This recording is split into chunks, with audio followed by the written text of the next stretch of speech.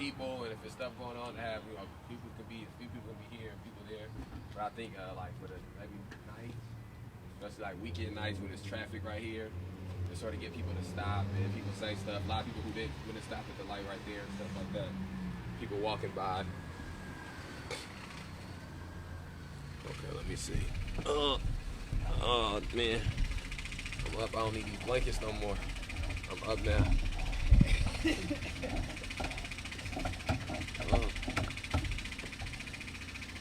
Okay.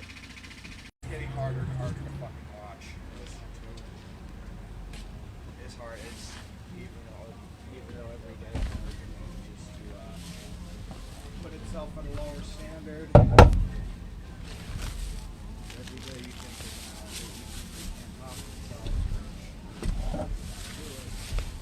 Dang. Oh, the book. That's what I'm looking for.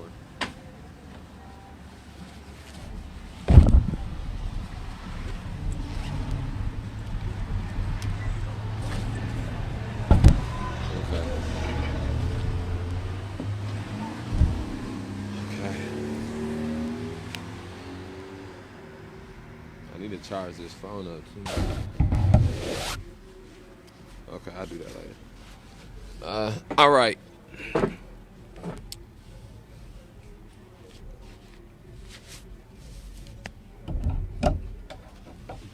All right. You hear me? Okay, so we have just wrapped up day 2 of the ongoing teaching. I say their name square. The book of the day was The End of Policing. Again, the overall theme for this week has been police terrorism, and is police terrorism and mass incarceration. What we're doing for this ongoing teaching is we're filming and streaming live. The plan is to do multiple platforms. Right now, we've been having a couple logistical issues with that, but we will get multiple platforms running and going. Streaming on multiple platforms, and we're reading this literature, and then we're having people volunteer to come and read and then speak about how the things that are the passages in these books and in this literature, how it relates to the issues that we're facing as a community in Rockford, Illinois, how it relates to the issues that we're facing as a community in Winnebago County, and then how does this information that's in these books that were written in 2017 and 2010 and 2000 and 1990 and 1980, what kind of relevance do they still have today, and what can we do to limit that amount of relevance? I think that it's important that as we read these things, we see that they have relevance, but I think it's also important that we begin to try to find ways to combat the relevance of these things. And also I think that it's important that when we read these books and we get statistics of how much money is spent on drug law enforcement, or how much militarization equipment is given to local law enforcement as an arbitrary thing, as an in general thing, that we start asking those questions about specifically Rockford, that we start asking, what does pretext stops look like in Rockford? What does police and sex work look like in Rockford? What does policing immigrants look like in Rockford? What does criminalizing unhoused folks look like in Rockford? And once we can start cross-referencing the information that has been given about the nation to issues that we face in the city, that will be one of the first steps to us alleviating ourselves of the oppression and the exploitation and the degradation and dehumanization and stigmatization and criminalization that is heaped upon black and brown people and lower class and poor people in this nation on a regular basis. And these are things that the mass media feeds. These are things that political agendas feed, that business agendas feed, and so we have to start learning how to combat those. So today was the end of policing. Yesterday was the end of policing. Yesterday being Friday. The day before was the new Jim Crow by Michelle Alexander. Anybody that's watching this, we want you to share the video, but we also want anybody who if they don't want to just donate money to the Cash App, or if they don't want to just drop money off out here, they want to purchase something specifically to help with the movement. Purchase copies of the new Jim Crow. Bring them down to Say Their Name Square. We are building the May 30th Alliance Community Library. Purchase copies of The End of Policing by Alex Vitale and bring them down to Say Their Name Square. We are building a May 30th Alliance Community Library. And today, Saturday, we are starting with Wesley, Lowery, They Can't Kill Us All. The story of the struggle for Black lives. This book was given to me by someone that a loved one, someone I care deeply about, who was very instrumental in helping to facilitate me becoming more involved in protesting and demonstrating. And this was a book that resonated with me very deeply. It speaks about a very specific time in our city, a very specific time in our nation.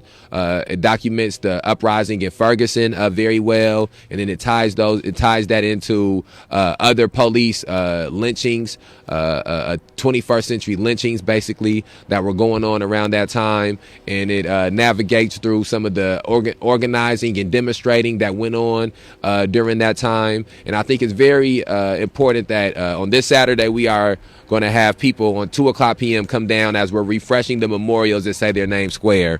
And I think that it's important that this is the book that we read on that day.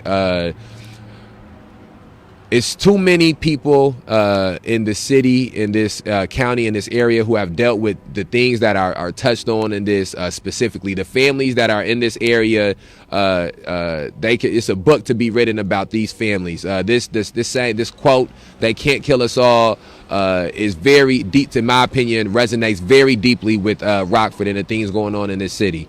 And so after reading the new Jim Crow, and then going into The End of Policing. The End of Policing talks specifically about different types of policing, and it touches on people who have died or who have been murdered and killed because of these different versions of policing.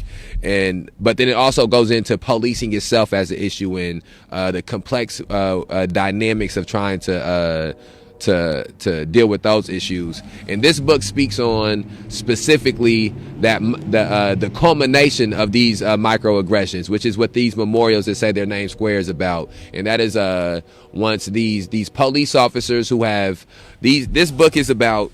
These books tell you the mind state that these officers are building up while roaming these streets and being in these streets, policing these streets.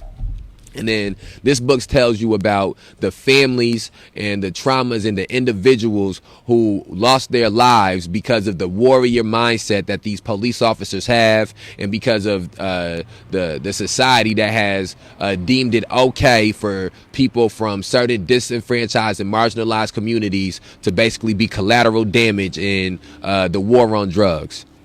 And so I already have read. I was reading last night, and I guess it's technically still last night. But anyways, we got multiple people here, so we're gonna try to get multiple different people on the camera reading.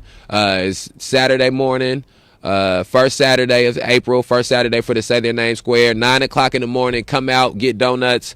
I'm gonna go smoke a blunt. I can say that, right? It's legal. It's legal. All right. Anybody before Terry goes? Anybody else that want to hop in? Let's go. Hold up. I gotta set mine up. What about the rundown? Oh, yeah, the rundown. Yes. We'll have you do the rundown, and then Rabbit, we got you. Yeah, I gotta set. Hey, hold up. How do I set up my phone? Terry got me.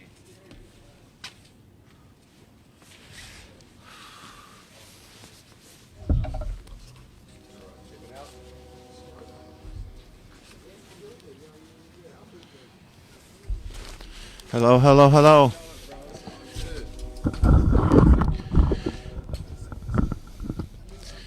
Here we are. Late night DJ.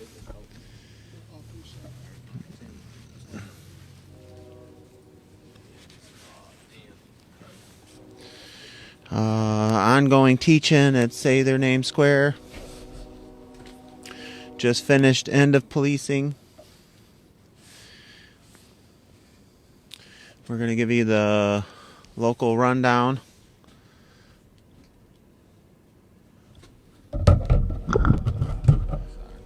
It's all right.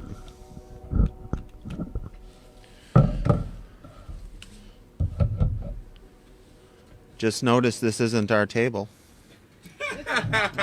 No, it's not. We got a white table. Oh no. A non-black table.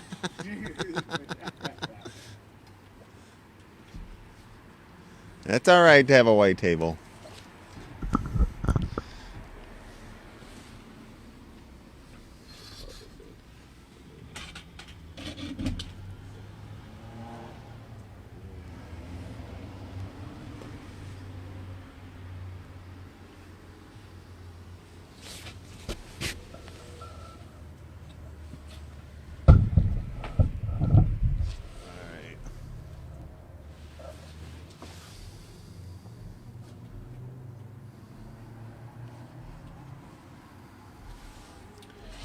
All right.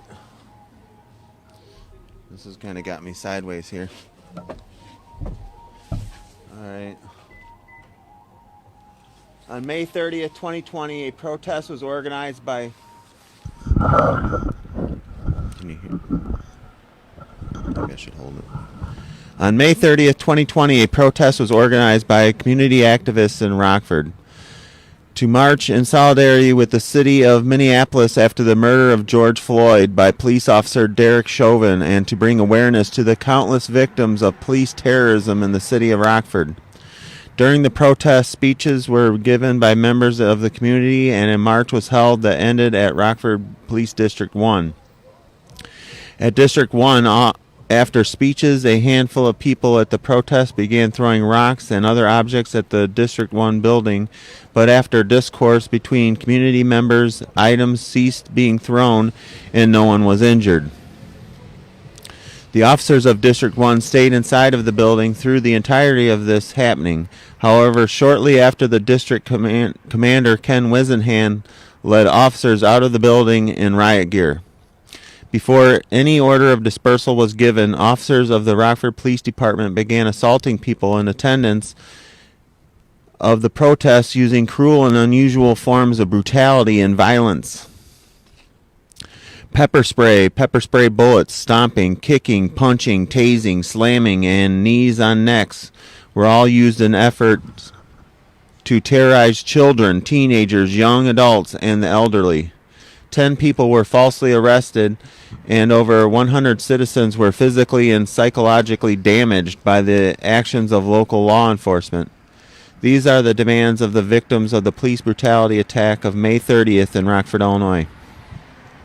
Demand number 1, we demand all charges in connection to the protest on May 30th be dropped immediately without contingency on any agreement or deal being signed by the wrongfully accused parties. Demand number 2, we demand the city of Rockford procures an entity outside of the Rockford Police Department to investigate the actions taken by officers on May 30th due to the conflict of interest. We demand the inherent biased findings of the Rockford Police Department investigation and the findings of the investigation done by an outside source be released in full without redaction to the public. Demand number 4, we demand to be informed of the badge number and name of each officer at Precinct 1 on May 30th. Informed of each officer who made an arrest, and to be informed of each officer who discharged their taser. Demand number 5, we demand all elected officials in the city of Rockford condemn the actions taken by the Rockford Police Department on May 30th, and also condemns the lack of results the investigation into the conduct of RPD on May 30th has yielded. Demand number 6, we demand the city of Rockford make accommodations and pay in full for the services of counselors, therapists, or psychiatrists, or anything else needed to help the mental health of those traumatized by the actions of their officers. The city should make accommodations for up to 12 months to pay these services for each individual. Demand number 7, we demand that all officers that participated in the violation of the human rights of the protesters on May 30th be terminated immediately, and their crimes against humanity be punished to the fullest extent of the law. During the summer of 2020, weekly protests were hosted at City Market to raise awareness to the victims of the police brutality attack of May 30th in the city of Rockford, Illinois. For the first 5 weeks, these protests occurred with demonstrators assuming the role of pedestrians walking continuously on the crosswalk on East State Street and Water Street, horizontal to City Market. Megaphones were used to project the voices of activists speaking about May 30th, and siren functions of those megaphones were used to alert traffic of the ongoing demonstration, a safety precaution. All of these things occurred with no arrests and no laws broken. The Rockford Police Department even went as far as to set up roadblocks using police vehicles on multiple weeks. On July 31st, in concert with the Winnebago County Sheriff's Department, the Rockford Police Department assaulted multiple demonstrators on the crosswalk of East State Street and Water Street in the process of arresting 14 people. For the next 8 weeks, the Winnebago County Sheriff's Office and the Rockford Police Department, along with the City of Rockford and the County of Winnebago, conspired to use terroristic tactics to intimidate citizens who participated in the protests at City Market. People were assaulted in a myriad of ways, including being pepper sprayed and slammed to the ground, in the process of 33 people in total being falsely arrested and jailed by law enforcement. The demands from City Market 2020. Demand number 1. We demand all charges in connection to the City Market protest be dropped immediately without contingency on any deal or agreement by the wrongfully accused parties. Demand number 2, we demand an investigation into the violation of human rights in connection with the City Market protest by Rockford Police Department, Winnebago County Sheriff's Office, Rockford Park District, Metro Enforcement Agency, and any other agencies involved. Demand number 3, we demand all elected officials in the City of Rockford and in Winnebago County to make a public statement about the violation of human rights of protesters by the Rockford Police Department, Winnebago County Sheriff's Office, Rockford Park District, and Metro Enforcement Agency in connection to the City Market protest. We demand the City of Rockford and Winnebago County make accommodations and pay in full for the services of counselors, therapists, and psychiatrists, or anything else needed to help the mental health of those traumatized by the actions of their officers in connection to the City Market protest. The city should make accommodations for up to 12 months to pay these services to each individual. Demand number 5, we demand that the Winnebago County Sheriff's Office return all personal property, including but not limited to cell phones, speakers, and 20 megaphones, to the people who were arrested at the City Market protest. We demand City of Rockford and Winnebago County ban the use of chemical agents by Rockford Police Department, Winnebago County Sheriff's Office, and Metro Enforcement Agencies at areas the city and county designates as protest zones. Demand number 7, we demand Sergeant Tom Brimhall's son, Adam Pickett, be charged for assault and unlawful restraint for the actions he took on a protester July 31st at the City Market protest. Demand number 8, we demand that Kathy McDermott be terminated from her position at Rockford City Market and be replaced with someone who puts the community's interest above economic gain. Demand number 9, we demand Peter Provenzano and Rock River Development Partnership give ownership, all rights, and control of Rockford City Market to the City of Rockford so that it can be handled in a more equitable and democratic manner. Demand number 10, we demand that all officers that participated in the violation of the human rights of the protesters in connection to the City Market protest be terminated immediately and their crimes against humanity punished to the fullest extent of the law. On October 3rd, 2020, a protest began in the form of an occupation outside of Rockford City Hall after Tyrus Jones, an unarmed black man, was shot in the back by Rockford Police Department officer Dominic McNeese on October 2nd, 2020, in Rockford, Illinois. The demands of the protesters organizing the demonstration were as reads.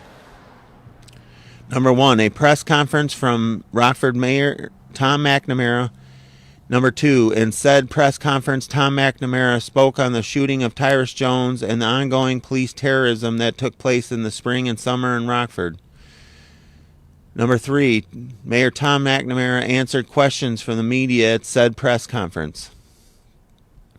The mayor instead released a Facebook post 2 days after the shooting in which he never even stated the name of the victim he was referring to in his statement. On October 5th, 2 of the protesters participating in the occupation were assaulted at the hands of the Rockford Police Department in the process of 6 people ultimately being arrested. Since the demands the protesters put forward were never met in full, the occupation continued through this attack, and for the next 6 months, protesters continually occupied the outside of City Hall in Rockford, Illinois.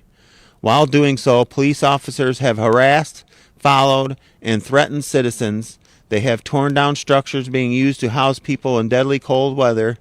They have stolen blankets, hand warmers, food, and clothes from protesters in the middle of the night.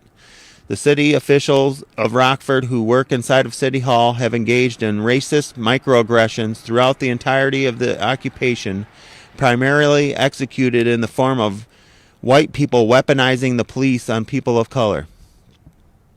The demands from the victims of Occupy City Hall. Demand number 1, we demand all charges in connection to the occupation at City Hall be dropped immediately without contingency on any deal or agreement by the wrongfully accused parties. Demand number 2, we demand all ordinance violations, fines, and parking tickets issued by the City of Rockford in connection with the occupation at City Hall be dropped immediately without contingency on any deal or agreement by the wrongfully accused parties. Demand number 3, we demand the City of Rockford, the Winnebago County State's Attorney, and the Rockford Police Department to release all video footage of arrests made in connection with the occupation at City Hall. Demand number 4, we demand each memorial and Say Their Name Square be up permanently without desecration from the City of Rockford or the Rockford Park District. Demand number 5, we demand the resignation of Assistant Deputy Chief Carla Red and Rockford Police Chief Officer Brandon Mather for their assaults during arrests on individuals at occupation at City Hall. Demand number 6, we demand Tom McNamara hold a press conference open to the public addressing past cases of shootings by police and the ongoing police terrorism in Rockford. Demand number 7, we demand the City of Rockford make accommodations and pay in full for the services of counselors, therapists, or psychiatrists, or anything else needed to help the mental health of those traumatized by the actions of their officers and employees in connection to the occupation at City Hall. The city should make accommodations for up to 12 months to pay these services to each individual. Demand number 8, we demand that the City of Rockford and the Rockford Police Department return all property taken from the occupation, including but not limited to canopies, a cell phone, blankets, chairs, and megaphones to the occupation at City Hall. Demand number 9, we demand Kyle Saunders be terminated from his position immediately and be replaced with an individual that puts the community's needs over the government's interest. Demand number 10, we demand all bans from City Hall property be lifted immediately without contingency on any deal or agreement by those involved in the occupation at City Hall. All right, so that's your local rundown at midnight. We're going to start They Can't Kill Us All, and our first reader going to be Rabbit.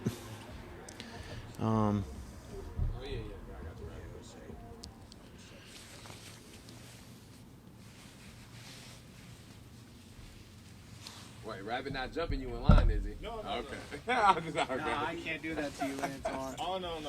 Going first is never...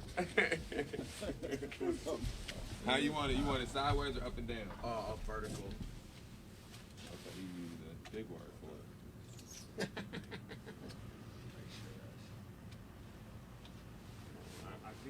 put it sideways. Leslie was messing that. Yeah, I think we might have fixed it. It should be popping up sideways. Now, I know before it was popping up like messed up. Yeah. I think we did. I gotta check that. We gotta check actually to make sure. I'm happy that you brought that up. I think we fixed it. Did you have to stand it up in order for it to do that? We had to. If you go like if you set your phone a certain way, it'll film it sideways instead of people like having to deal with it locking their screen.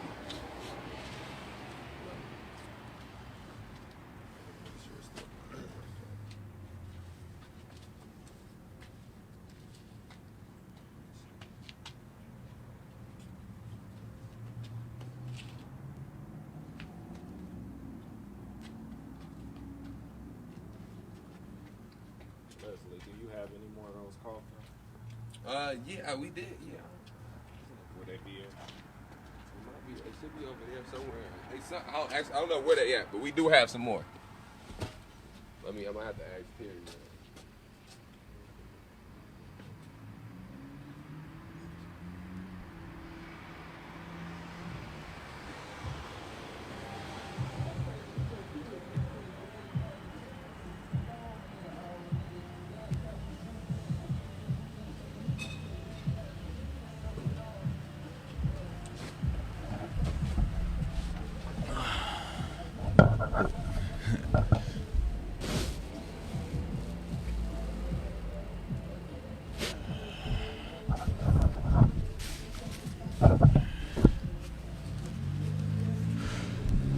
Test.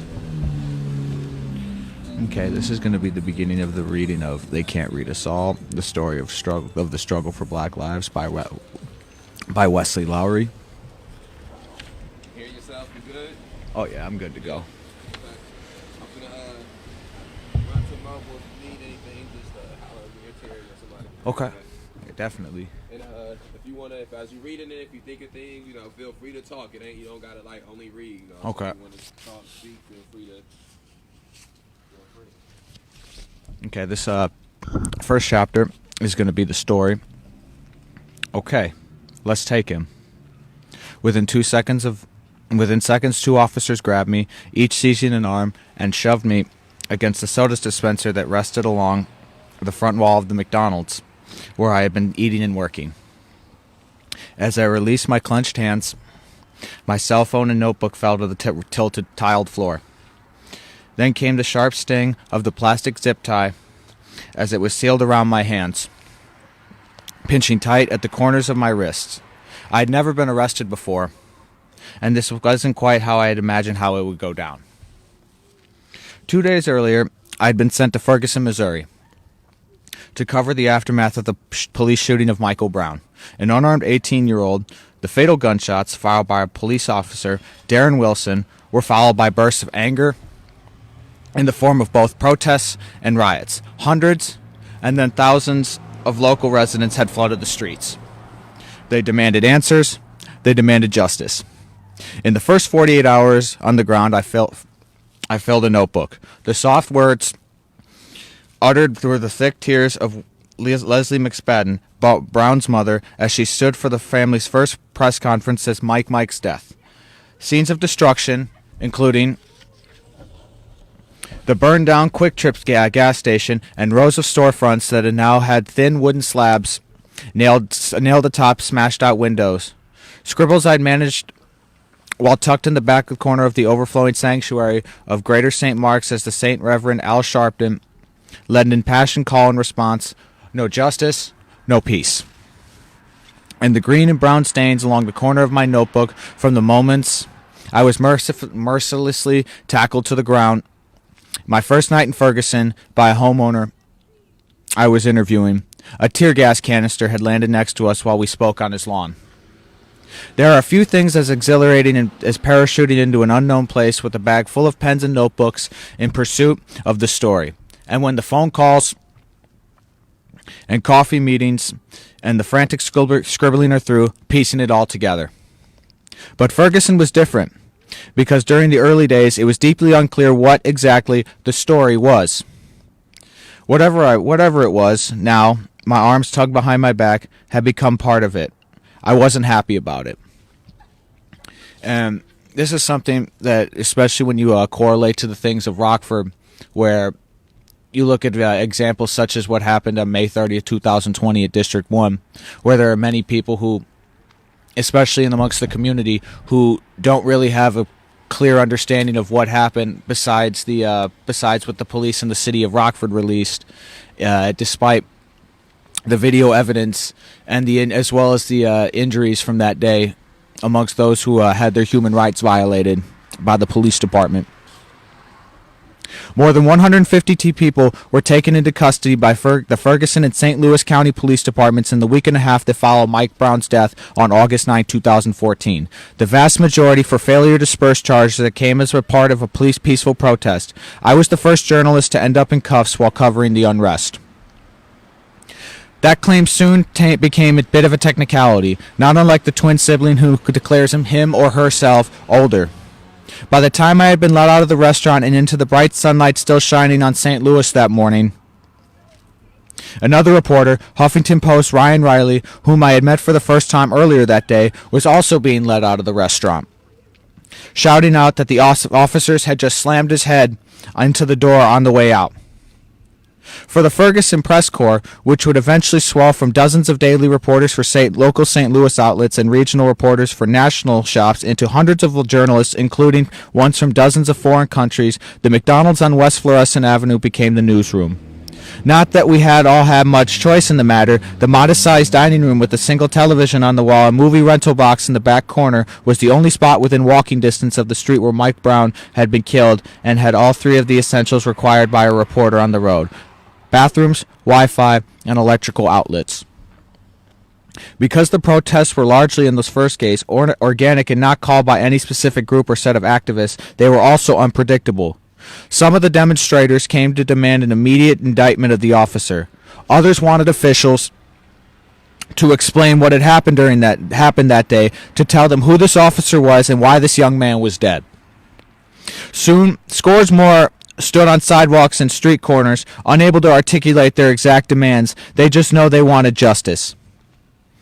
Covering Ferguson directly after the killing of Mike Brown involved hours on the streets, with clusters of reporters staked out from the early afternoon into the early hours of the morning. At any point, a resident or a group of them could begin a heated argument with the police or a reporter. A demonstration that had for hours consisted of a group of local women standing and chanting on a street corner would suddenly evolve into a chain of bodies blocking traffic or an impromptu march to the other side of town. And as the summer sun gave into the night, the prospect of violence, both the bricks and bottles of a would-be rioter and the batons and rubber bullets of local police officers, increased exponentially. As long as the protesters and the police remained on the streets, reporters had to as well. Not since the Boston Marathon bombings a year and a half earlier had I covered a story for which there was an intense, immediate appetite. Earlier on the day I was arrested, I tweeted digital video and photo updates from the spot where Brown had been shot and killed, from the burned-out shell of the Quick Trip gas station, torched in the first night of rioting, of the peaceful crowd of church ladies who gathered that afternoon on West Florissant, a major thoroughfare not far from where the shooting had occurred, that played host to most of the demonstrations, as well as the heavily armored police vehicles that responded to monitor them. And one thing that kind of gives similarities to some of the things in the city of Rockford is that much of the demonstrations that occurred over the summer and fall have taken place within a very specific stretch of the downtown district, and seen as this has somewhat sort of become like a main. It's also one of the main thoroughfares and one of the main roads of the business district in the city of Rockford, and so you see the similarities as to everything is set up within this within this small area in an attempt to act in an effect to amplify the voices and the images that are needing to be seen by the people of Rockford and Winnebago County.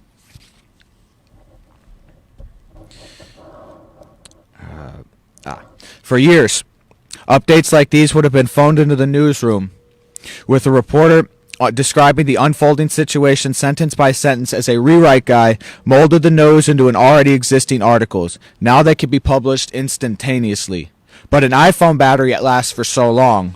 So with the deadline for the story I was writing for tomorrow's newspaper looming, I left the protest and made the 3-block trek to the McDonald's, bought a Big Mac and fries from across the room, greeted Ryan, and holed up in the corner of the dining room to let my phone charge. It wasn't long later when the riot gear-clad officers entered, suggesting that we all leave because, with protests still simmering outside, things could get dangerous once the sun went down. Then, when it became clear that we were happy to wait and see how things developed outside, they changed their tune. Now the officers were demanding we leave.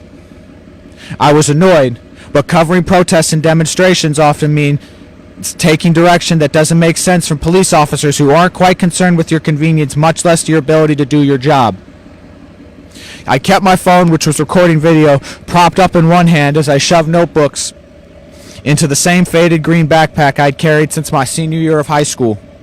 As I packed, I attempted to ask the officer now standing in my face if I'd be able to move my rental car from the parking lot. He didn't. He said had to have time for questions. Once I'd finished packing, I walked past him, making my way towards the door. As I walked to the exit, the officers decided that this is all taken too long. It had been about 1 minute since they first told me to leave when I heard one officer say, "Okay, let's take him," and then felt their arms grab me from behind. Now, over the summer at City Market, I believe it was the week of August 28th, where something very similar happened, as they gave a order to dispersal, and as people were walking on the sidewalk, attempting to as they were told to stay out of the street, people were walking onto the sidewalk, and the police immediately got onto the sidewalk as well and started grabbing people who had been obeying the orders that they were given to stay on the sidewalk. Multiple people were shoved up into walls and dining tables of the restaurants that sit along East State Street near Rockford City Market. Numerous people were handcuffed and dragged to the jail bus that they had parked a block away, not being allowed to get themselves up and be able to walk during their unlawful arrest. Now, I stood on my tiptoes, insisting to Officer Friendly that I was, in fact, complying with his demands, even though he was insisting that I wasn't. "My hands are behind my back," I shouted to the uniformed men, now pressing their weight into me as they ran their glove hands down my front and back pockets, which contained an abundance of pens and exactly 0 weapons. "No, you're resisting. Stop resisting," an officer barked at me before I was let out of the building. On August 9th, 2014, the Saturday when 6 bullets fired by Darren Wilson entered Mike Brown's body, I was sailing in Boston Harbor with 2 of my former Boston Globe colleagues. Seated snugly in a small sailboat settled out deep in the water, we stared up at the city skyline drifting farther and farther from us when planes coming into Logan Airport descending low over our heads. This is one of what have been a dozen return trips to Boston in the 7 months since I had left a job as a Metro reporter for the Globe, my first full-time reporting gig after college, to join the staff of the Washington Post. For the year that I had worked in Boston, I wrote breaking news for the Metro desk and chipped in at the political desk, covering crime scenes and campaigns, police tape, and ticker tape. One day, I'd be in the backseat of an SUV listening to a mayoral candidate coax money out of the pockets of donors as underpaid and overcaffeinated staff members tried to run damage control.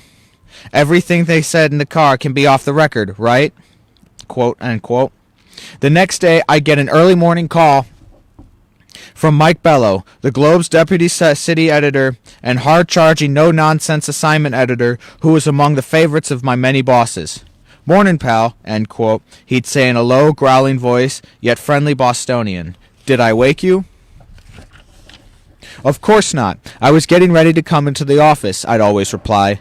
It was one of our jokes which we both knew was a lie. I had been passed out on my mattress, which took up more than half the tiny room I rented out not far from Boston University, until the precise moment that the buzzing vibrations of my phone tucked underneath my drooling mouth had jolted me awake. "That's what I like to hear. Early mornings are good for you," Bello would reply before giving me the morning's tasks. "We got a dead body in West Roxbury. Cops still at the scene. Go try to find some witnesses, maybe some neighbors, send in some color, take some iPhone video." The Metro General assignment at beat is murders, stabbings, bodies, and grieving families, with the occasional highway closure or wild turkey sighting mixed in. There was the drunk driver so loaded one morning that she plowed into a mother walking her 7-year-old daughter, killing the child, and an elderly man bludgeoned to death by his nephew in the living room of the apartment where he had lived for decades. Worse still was the mother in New Bedford, who had a seizure while in the shower, her newborn baby nestled in her arms. They both drowned. When two terrorists attacked the Boston Marathon exactly 1 month after I began the job, I stood outside a local hospital, filling bits of information gleaned from victims and their families. The next day, I'd be on the team reporting stories of the injured. The following day, early covering President Obama's address to the still grieving city, and late on the scene as local police officers and engaged in a chaotic shootout with the brothers. But my goal had always been to cover politics. In 2008, I voted for the first time and watched with envy as the campaign embeds for various outlets filed reported pieces and Twitter dispatches from Iowa rallies, campaign buses, and election night parties. By 2012, I was at the Los Angeles Times, and as part of my stint working out of the City Hall Bureau, I weaseled my way into a little election night coverage. I was dispatched onto an outdoor watch party for young voters who had broken out in triumph cheers when Barack Obama earned 4 more years in office. In Boston, I covered the Senate race to replace John Kerry, then the mayoral race to replace Tom Menino, the city's mayor for life. The goal was to be on the 2016 presidential trail, whether at the Globe or somewhere else. When, toward the end of the mayor's race, a top editor at the Washington Post came calling, I was hesitant. I loved Boston, but the new job was covering Congress with a clear path towards the campaign trail. I knew I had to accept the office. My first year at the Washington Post had been both overwhelming and exhilarating. One of the last things a Boston colleague told me was that all he could think of as he covered Congress was that he was working in a museum, replete with busts of the former vice presidents lining the hallways that you dash past as you scurried into a press conference across the Capitol. From my perch on the Post national political staff, I contributed to stories far beyond the walls of Congress: a scandal in the Department of Veteran Affairs, a child migrant crisis on the country's southern border, and of course, the 2014 midterm elections. Just a week before I arrived in Ferguson, I had been weaving through Michigan, one of a dozen or so reporters we jokingly dubbed Team America, to cover primary election night. I spent the day talking to voters at a polling location after polling location, asking them general questions about their politics and motivations, and picking their brains for any undercover political angles or leads. The last thing on my mind was policing or police shootings. It had been close to a year since I had covered one. I left Michigan with a notebook full of story ideas and made a pit stop in Boston for a day of relaxation with some former colleagues, and that was when I saw frantic updates from a reporter I knew in St. Louis. The police, it seemed, had shot and killed a black kid near the city, and from the looks of it, crowds were starting to gather. Police shootings aren't uncommon, and as a reporter who is professionally acquainted with hundreds of other reporters, images of an angry vigil of grieving residents weren't particularly out of place in my social media feeds. But even in those early posts, Mike Brown's death just felt different. The crowds gathered near this young man's body emanated a guttural anguish. It was from that clear even then, for those paying attention, that this communal anger would not be easily muted or contained. That Monday morning, after 2 nights in which angry daytime protests had given way to destructive waves of looting after the sun went down, the Post deputy national editor walked past my desk and overheard me discussing the ongoing situation in Ferguson. Could I get on a plane? Sure, I said, staring down at the still-packed bag from my trips to Michigan and Boston. I wasn't completely excited. I had just gotten back from the road and really wanted to spend a few days decompressing. But I knew better not than to turn down an assignment. I needed to go to Ferguson, even if it was quick. I dropped in for a day or two, gather some anecdotes for a story for one of the weekend's papers, and probably be at home in time to watch Sunday football with the guys at Smoke and Barrel, our regular barbecue and whiskey spot in Adams Morgan. An hour later, I was in a cab to the airport. Since I arrived in Ferguson, I had found many of the residents willing to talk, often sharing stories that seemed, on their face, unbelievable. Officers who pulled them over repeatedly, nights spent in jail for unpaid speeding tickets, and most disturbing of all, shootings and other deaths at the hands of police officers about which they and the people of Ferguson lacked answers. Now, one thing is, especially amongst the people who continuously occupy the space at City Hall, is many individuals often come stop by City Hall and talk to the occupants about some of their stories at the hands of local law enforcement, which include many of these examples.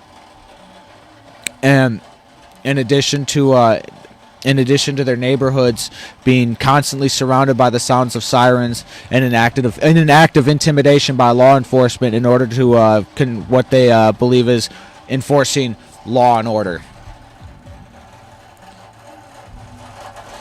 Getting a response from the police about the death of Mike Brown had been next to impossible. Ferguson Police Chief Tom Jackson had done a handful of press conferences, but each time he stepped into a microphone, it was clear that he had been thrust forward as a sacrificial lamb. He didn't have answers, not about the death of Michael Brown, or about the ever-growing list of accusations that the residents were making against his officers.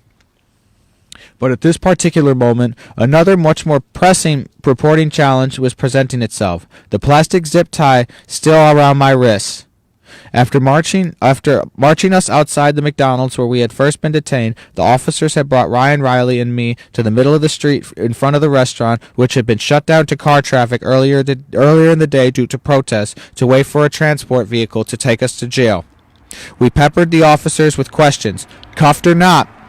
We were still reporters after all. Why are we being detained? What law did we break? What are your names? Your badge numbers? Where the hell is the commanding officer? What are we being charged with? They ignored us for the most part. Oh, you'll be charged with a whole lot of things, one chimed in smugly. I turned to the officer who seemed to be calling the shots and let him know that arresting credentialed journalists as they sat at their computers filing stories was a dumb move. This is a mistake, I said, trying to reason with him. This is going to be on the front page of the Washington Post tomorrow. Now, and something similar that correlates to the city of Rockford is the quote when they ignored us for the most part. Oh, you'll be charged with a whole lot of things, one chimed in. Many of these people who are falsely arrested do not get an explanation as to what their charges are as they're being arrested, and often not until by the time they are released from jail. Many times, the Rockford Police, in coordination with the Winnebago County Sheriff's Department, are just making these charges up as they go in an attempt to keep individuals on a form of legal probation so as they can't leave the state, and the city of Rockford in particular is able to keep an eye on them in their daily activities. Hey guys, from the Liam Foundation. Thank you. You guys get like pizza, coffee, whatever you guys need. Liam Foundation supports you guys. God bless you. All right, take care. Thank you guys. Have a good night. Yeah, well, he replied with a satisfied smirk. You're going to be sleeping in our jail cell tonight. He was wrong. Ryan and I would spend about 20 minutes in the holding cells in the basement of the Ferguson Police Department, where we were driven in a police vehicle also containing one of those nice old church ladies from earlier in the day.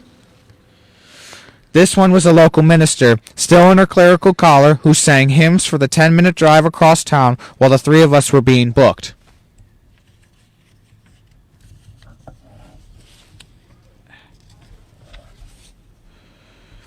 Other reporters had seen us being taken into custody. Much like our photos and videos from the protest earlier in the day, the story of our arrests quickly went viral. My colleagues at the Post knew I had been arrested before Ryan and I had even made it back to the police station. The officers took us downstairs and placed Ryan and me in a cell that had a payphone in the corner. We were told, make as many calls as we wanted. Ryan was able to reach his dad, but the only numbers I could reach were my parents' home line and a cell phone that had, at least at one point, belonged to my high school girlfriend. After trying and failing to get a hold of my mom, I gave up. If I was going to catch up with a long-lost high school love, it should probably be under different circumstances. It wouldn't matter. About a half hour later, after we arrived at the Ferguson Police Headquarters, Ryan and I were turned loose. Inundated with with phone calls from other reporters and media outlets, Ferguson Police Chief Tom Jackson had ordered us released. By the time we were given back our belongings, unlaced shoes, notebooks, phones, it was clear we had become momentary local celebrities. My editors called and emailed. Then came the text messages from Mom, as well as nearly every friend from high school and college, check-ins from sources and government officials, and then the overwhelming wave of radio and television producers. Within moments, we were discussing our arrests on the Rachel Maddow show as we remained seated in the lobby of the Ferguson Police Department, hoping to secure paperwork that would tell us the names of the officers who had roughed us up. It wasn't until hours later that our arrest began to sink in. I'd arrived in Ferguson 2 days earlier thinking I'd be there for just a couple of days, I'd write a feature or two, and then I'd go back to D.C. to write about politics. But as I paced the carpeted floor of my hotel room in downtown St. Louis that night, it became clear that I wasn't escaping Ferguson anytime soon. Resident after resident had told more stories of being profiled, of feeling harassed. These protests, they insisted, were not just about Mike Brown. What was clear from the first day was that residents of Ferguson, and who had all traveled to join them, had no trust and virtually no relationship with the police. The police, in turn, seemed to exhibit next to no humanity towards the paying residents they were charged with protecting, which, once again, is very relevant to the city of Rockford. These the same officers that patrol the city of Rockford, roughly, I don't have an exact quote, but it's over 50% do not live in the city of Rockford. These officers are still assigned to protect individuals, whereas so many times these officers are committing acts of terrorism amongst the local population of the city, while collecting salaries of $50,000 to $100,000 a year and traveling back to their homes 15 to 20 miles away, as if they're not creating generations and generations of trauma within the city of Rockford. Ferguson would birth a movement and set the nation on a course for an still ongoing public hearing on race that stretched far past the killing of unarmed residents. From daily policing to Confederate imagery to respectability politics and to cultural appropriation. The social justice movement spawned from Mike Brown's blood would force city after city to grapple with its own fraught of histories of race and policing, and as protests propelled by tweets and hashtags spread under the banner Black Lives Matter, with cell phone and body cameras shining new light on the way police interact with minority communities, America was forced to consider that not everyone marching in the streets could be wrong. Even if you believe Mike Brown's own questionable choices sealed his fate, did Eric Gardner, John Crawford, Tamir Rice, Walter Scott, Freddie Gray, and Sandra Bland all deserve to die? It's worth remembering now, as the Obama presidency has come to its close, what it was like to live inside the moment when this ascendancy was still an unfolding fact. After seemingly never-ending of first black mayors, first black governors, and first black senators to have reached the ultimate electoral mountaintop, the presidency seemed to have been validated decades of struggle. But the nation's grappling with race and the legacy of its original sin, ongoing since the first slaves arrived in Jamestown in 1619, was and is far from over. Any facade of a post-racial reality was soon melted away amid the all-consuming 8-year flame of racial reckoning that Obama's election sparked. Ferguson would mark the arrival on the national stage of a new generation of black political activists, young leaders whose parents and grandparents who had been born as recently as the 1970s and 80s, an era many considered to be post-civil rights. Their parents had largely focused on winning the opportunity to participate in the political process and gaining access to the protections promised to them as citizens. Their parents focused on using the newfound opportunities and safeties provided by the civil rights and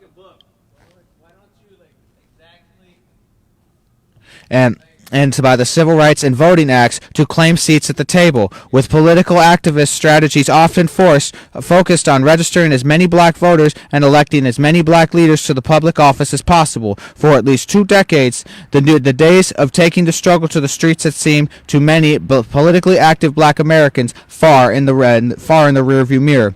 For many of the post-Joshua generation, the young men and women who, like me, cast their first ballots in 2008, had grown up in integrated schools and neighborhoods in a world where black entertainers like Michael Jackson and Jordan were widely recognized as the world's greatest. The seemingly unrelenting wave of Black Death required an accounting. Despite the talks of so many of us of this generation receive from teachers, parents, and coaches, don't run from the cops. Keep your hands out of your pockets. Be conscious of where you're wandering. The young black bodies we kept seeing in our Facebook news feeds could have been our own. How could we explain this to ourselves or each other?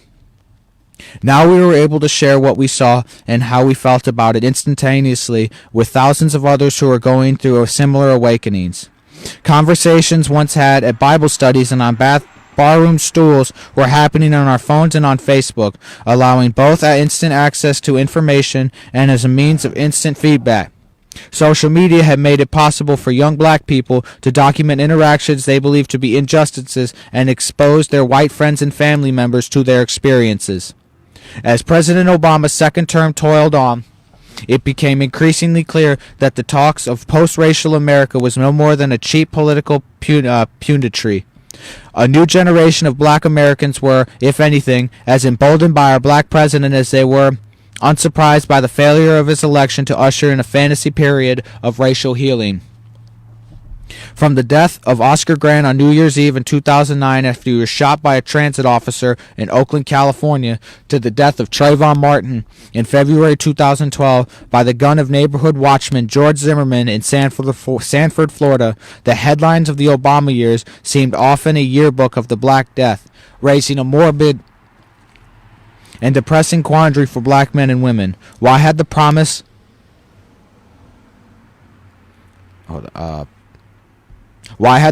and potential of such a transformative president had not yet reached down to the lives of those who had elected him? Even the historic Obama presidency could not suspend the injunction that playing by the rules wasn't enough to keep you safe. What protection was offered by a black presidency when, as James Baldwin once wrote, "The world is white and we are black"? By the time a grand jury concluded in November 2014 that there was not enough evidence to charge Ferguson police officer Darren Wilson with the crime and the killing of Mike Brown, I'd been in that area for the better part of 3 months. I didn't know that I'd spend the next 8 months crisscrossing the country, visiting city after city to report and understand the social movement that was vowed to awaken a sleeping nation and insisted to begin to truly value black life. Each day, it seemed, there was another shooting. In city after city, I found police departments whose largely white ranks looked little like the communities of color they were charged with protecting. Officers whose actions were at worst criminal and at best lacked racial sensitivity. and black and brown bodies disproportionately gunned down by those sworn to serve and protect. How many? At the same time Mike Brown was killed, it wasn't completely clear. There had been several efforts by citizen journalists to count the number of people killed by the police each year. Say if at any point you want to switch off. Just finish the chapter. Okay. Cool.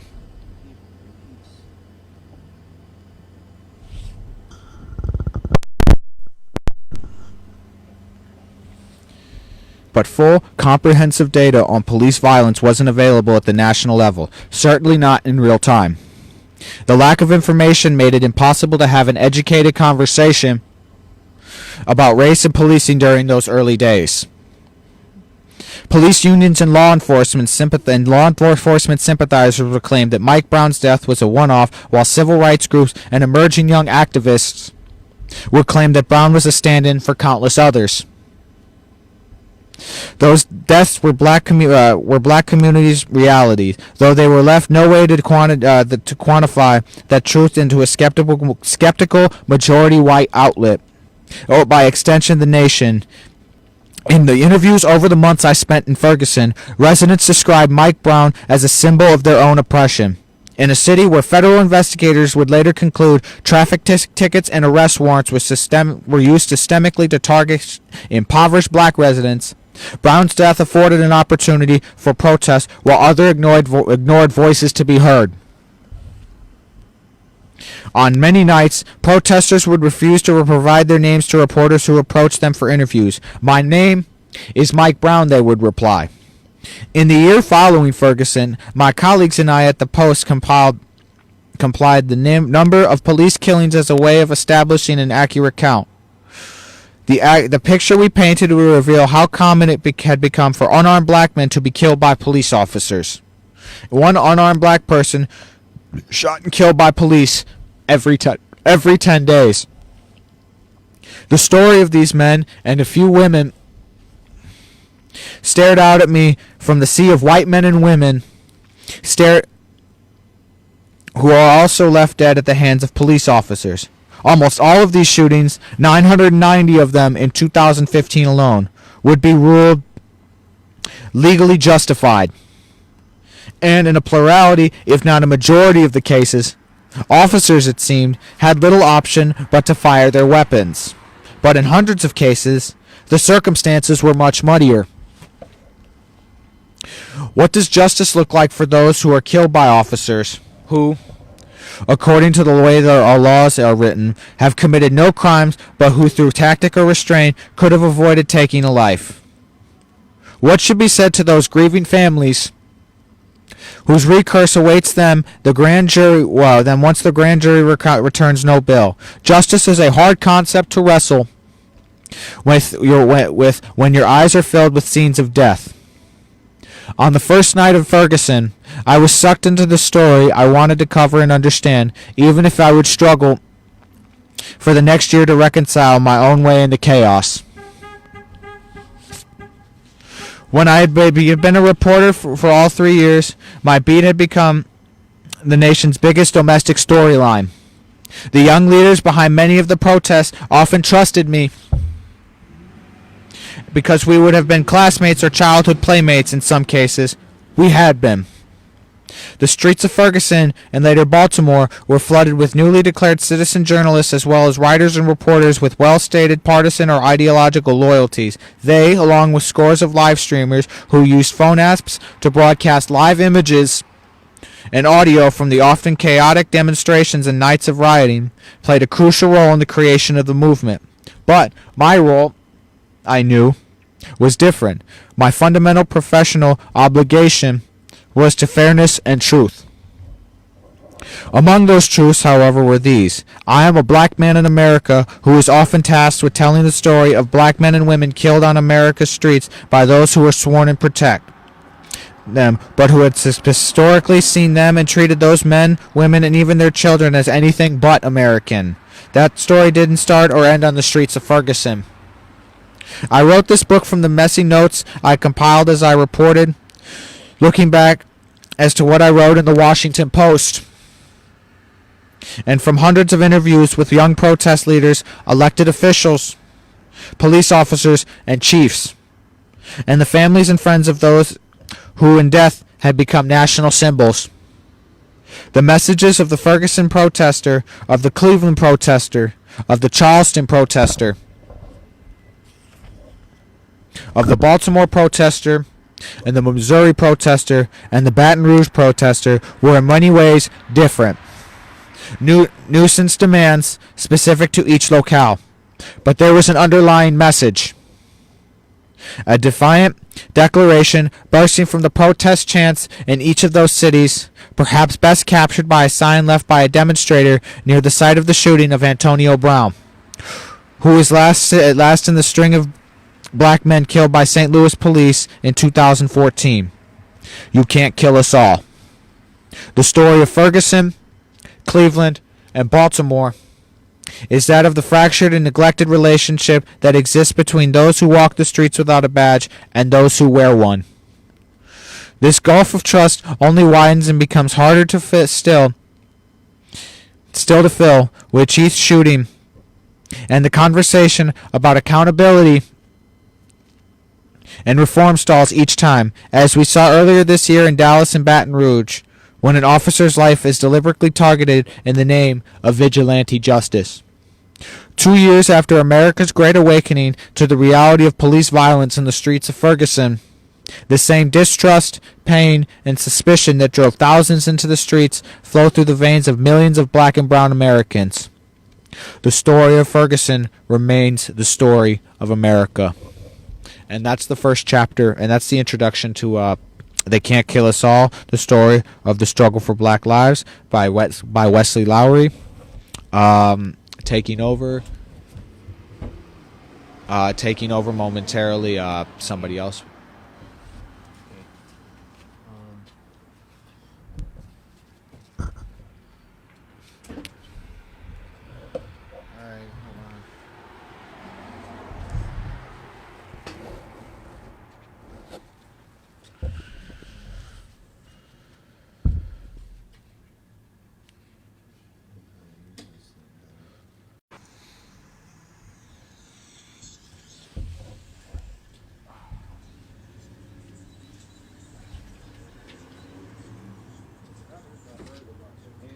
Nah, bro, I'm cool, bro.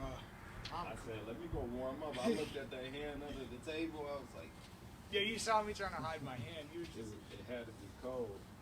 it wasn't the worst feeling, but I was more just. All right, Antar. Baker. We're ready.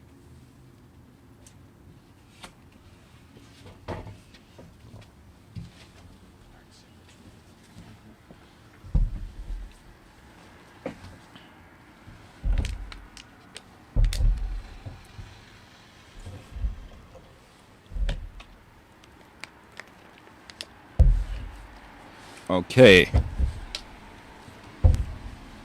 Chapter 2. I don't know if I'll do the whole chapter, Terry, Okay. but I'll do Do whatever you're as much as I comfortable can. Okay. with. You want the headphones This is chapter 1. Chapter 1, that was the introduction. Are they headphones?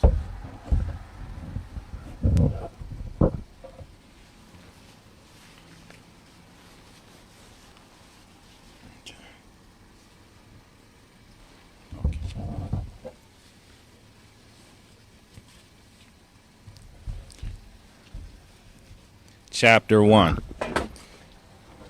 Ferguson, a city holds its breath. The first time I saw the name Michael Brown was on Instagram. I typically check Instagram once or twice a week to see old college friends, partying, or journalism colleagues posting from airports en route to an assignment. As I scrolled through my feed on the afternoon of August 9th, My finger stopped when I reached a series of videos uploaded for a second, I can't. By Brittany Noble, a local news reporter in St. Louis, whom I consider an older sister. The clip showed a dish. Let me see. Need a little light here. Disheveled woman screaming, crying. The police, she said, had killed her firstborn son. Over her shoulder, a crowd had gathered. I first met Brittany, hold on. Yeah. As the always teasingly insisted, I'm sorry, I'm having trouble seeing this. Let me see. All right, that's better. Teasingly insisted we pronounce it at one of the annual gatherings of the National Association of Black Journalists.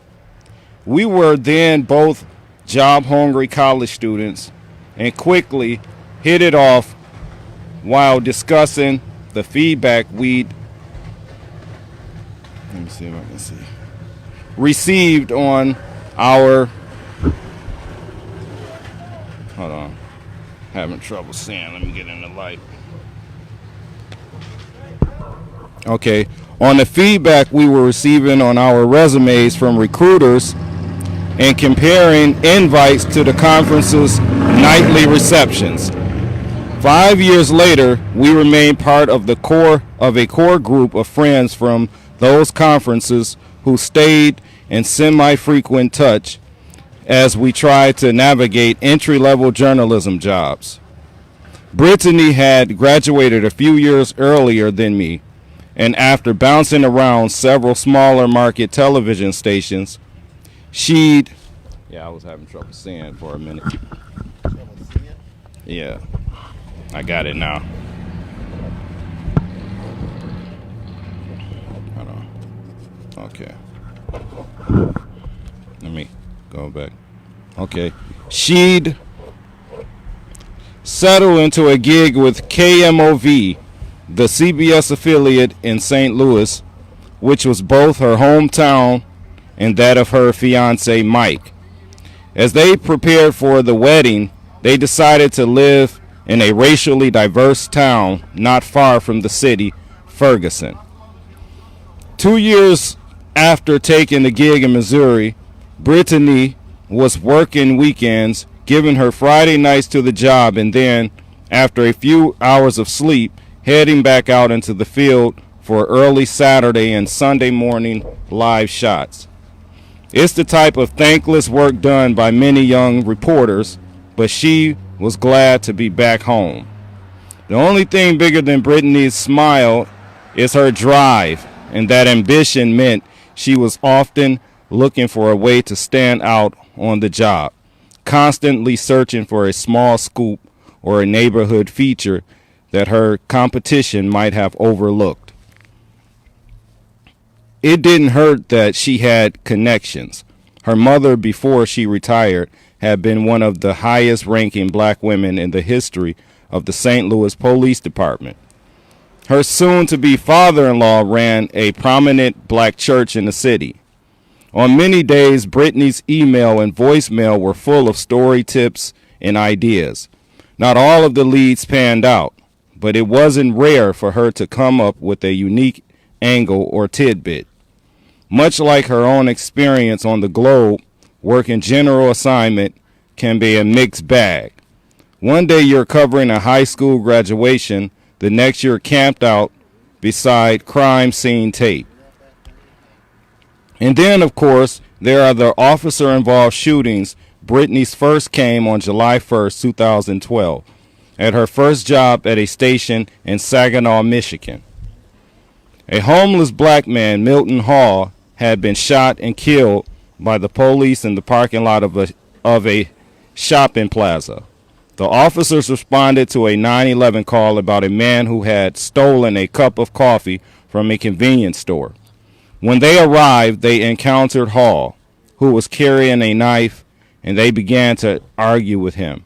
The 49-year-old had a history of mental illness and had been living on the street. 8 officers reported to the scene, and they told investigators that when they arrived, Hall threatened a female officer with the knife and closed within a few feet of her. After a standoff of several minutes, the officers, who had formed a semicircle around Hall as he staggered forward, opened fire.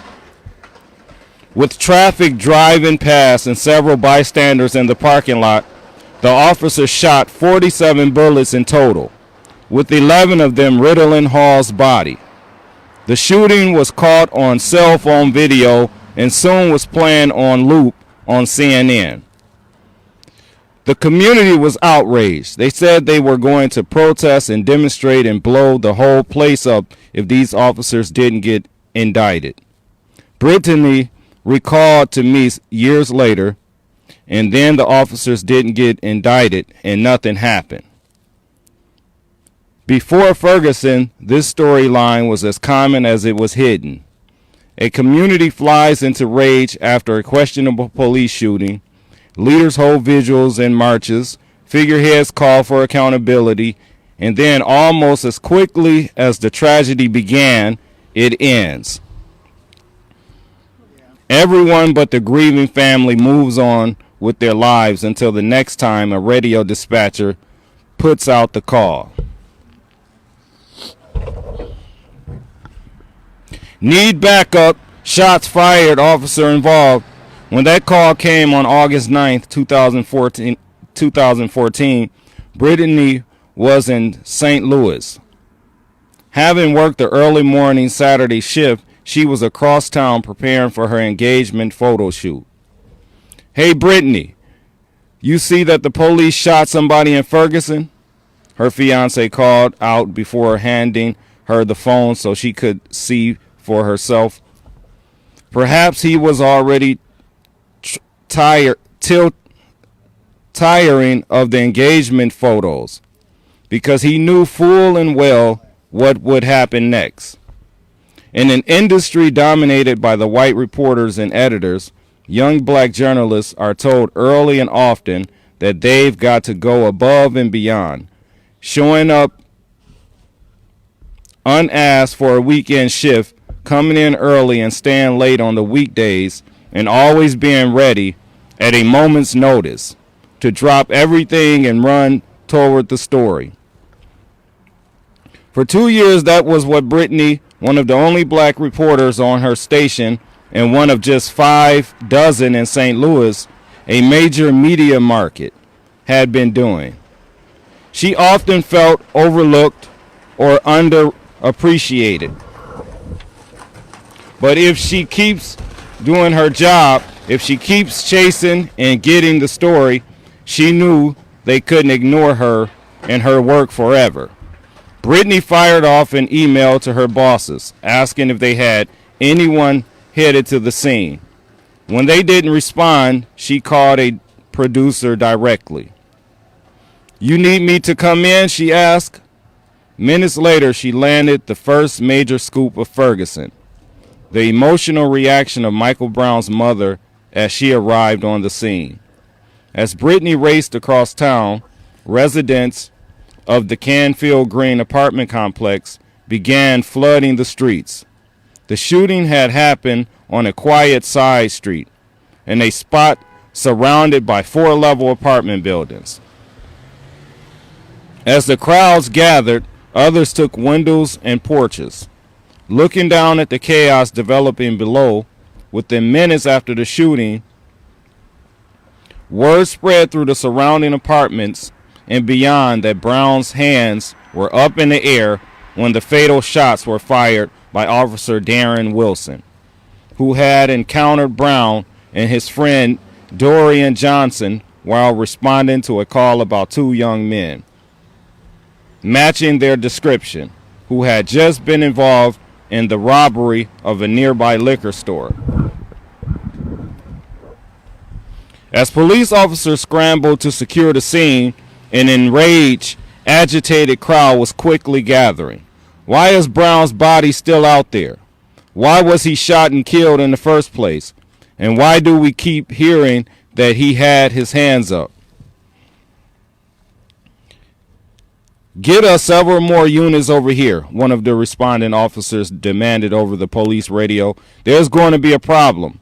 Johnson and Brown had entered Ferguson Market and Liquor at 11:53 that morning, with Brown, the younger of the two men, grabbing a $34 box of Swisher Sweets and attempting to walk out. The employee working behind the counter that day told Brown that he had to pay for the smokes. In response, the teen grabbed the man by the collar and shoved him.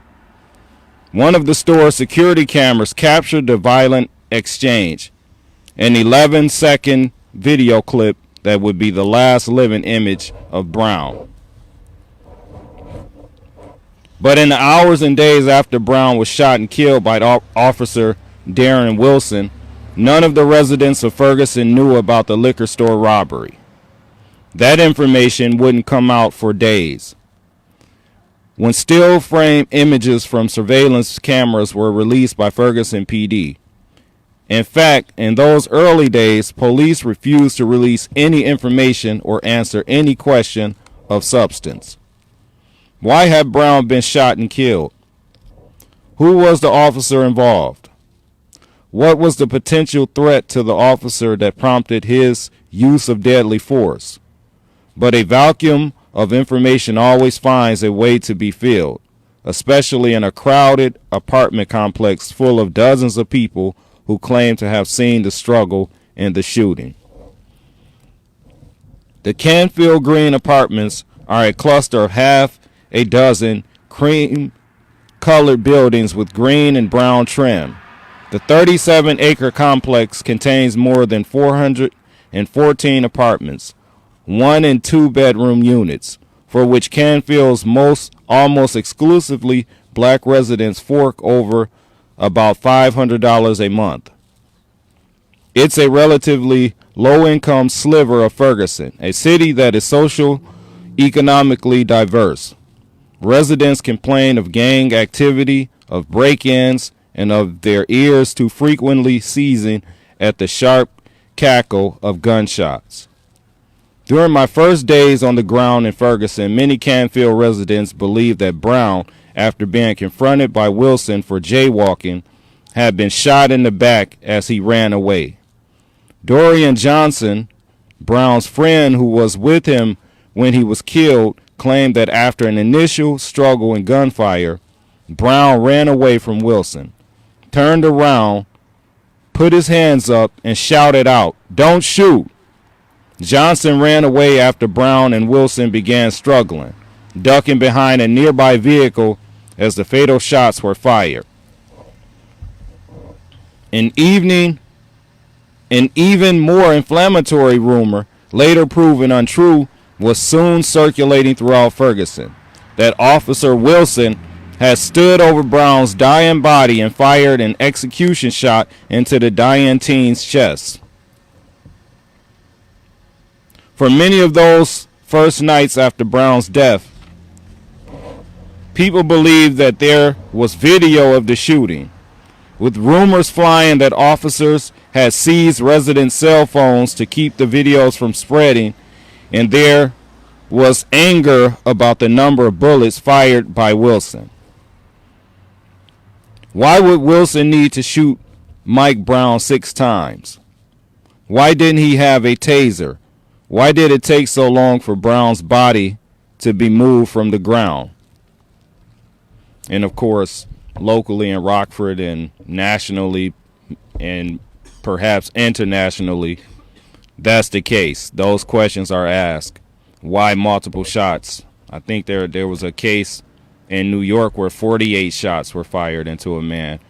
And so in the cases in Rockford, we asked those same questions in the case of Demetrius Bennett. Why 8 or 9 shots? And why did multiple officers fire their weapons? And so maybe later on this journalist will give some answers. But locally, we've asked those, or still continue to ask those same questions in the cases in Rockford, Barmore, and the church. Why was he shot in front of 10 youth in a room the size? I've been in a room where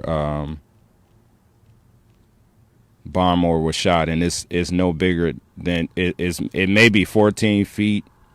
The room may be 14 feet in width or length, not 14 by whatever, but it's not a big room. And to know that those children were down in the basement when that happened, it makes it easy to relate to these stories for sure. I could see how the officer could be intimidated, but that ain't a reason to be gunned down. Not 9 times, not with your hands up. And Dwayne Finney, 36. Wait for the siren to go by.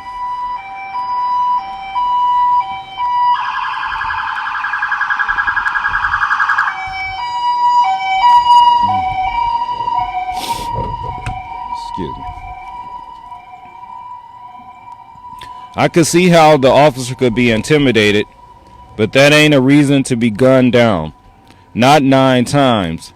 Not with your hands up, said Dwayne Finney, 36, a childhood friend of Brown's father and friend of the family, who was one of the first people I interviewed after arriving in Ferguson. I just put myself in Mike's shoes, and like your last seconds of life, you're getting executed by somebody who is supposed to protect and serve you. People are tired of being misused and mistreated, and this is an outlet for them to express their outrage and anger.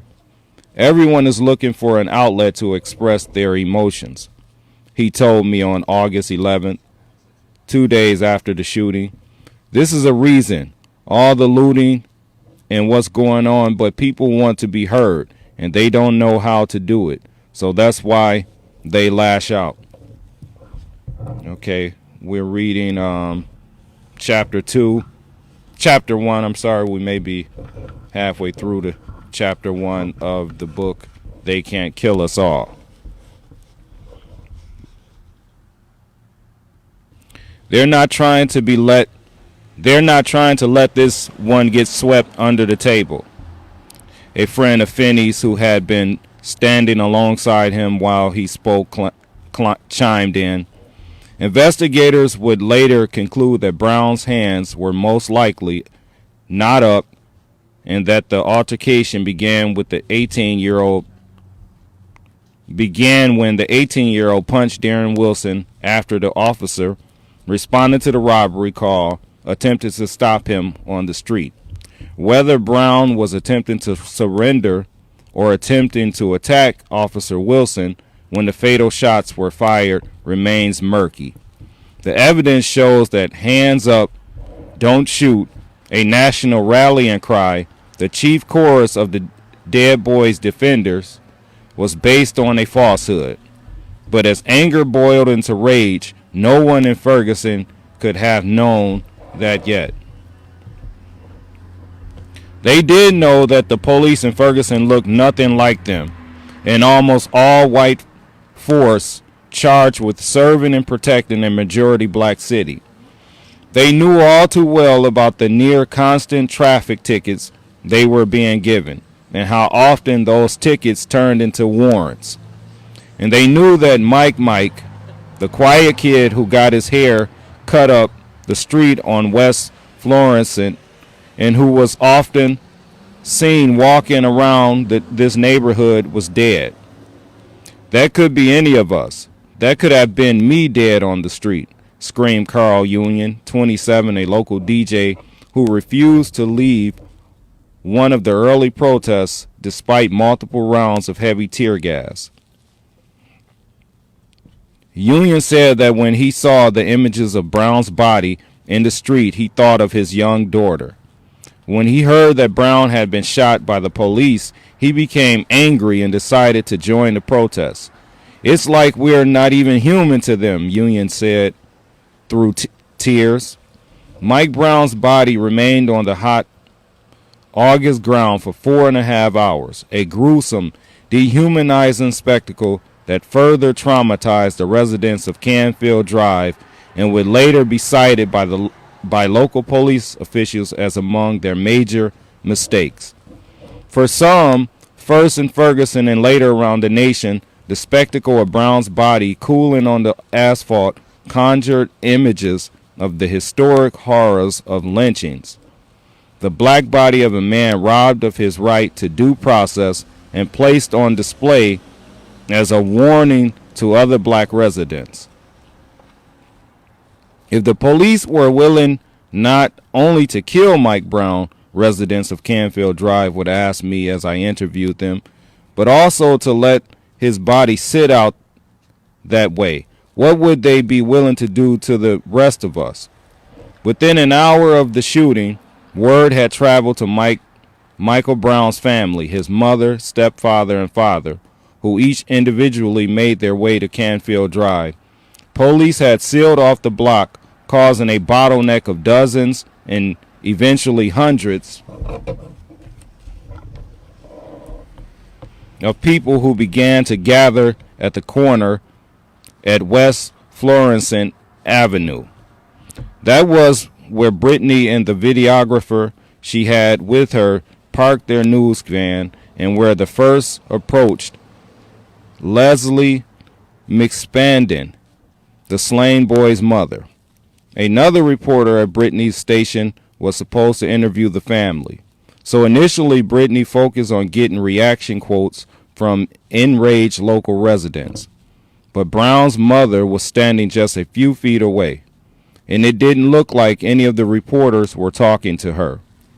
Finally, Brittany asked one of the residents she had interviewed, a cousin of Brown's, if he would make an introduction. Initially, she didn't even bring her cameraman with her, assuming that her colleague had already interviewed the dead teen's mother. Instead, Brittany thought she'd upload the video to Instagram, since that was where she had first heard the story. You didn't have to shoot him 8 times, McSpadden explained to Brittany. You just shot all through my baby's body. Brittany ended up working late into the night, transmitting live shots for every newscast, ending with the 11:30 p.m. and watching as the crowds that gathered became more and more frustrated and angry. The Ferguson and St. Louis County Police had sent scores of officers, some in full riot gear and tactical vehicles, to deal with the growing crowds and to hold them back as they attempted to investigate for themselves the scene of the shooting. All of this is pretty standard for the scene of a police shooting. Police, protesters, angry residents, and families. But the scale of the immediate response from both the community and law enforcement signaled that perhaps Ferguson would be different.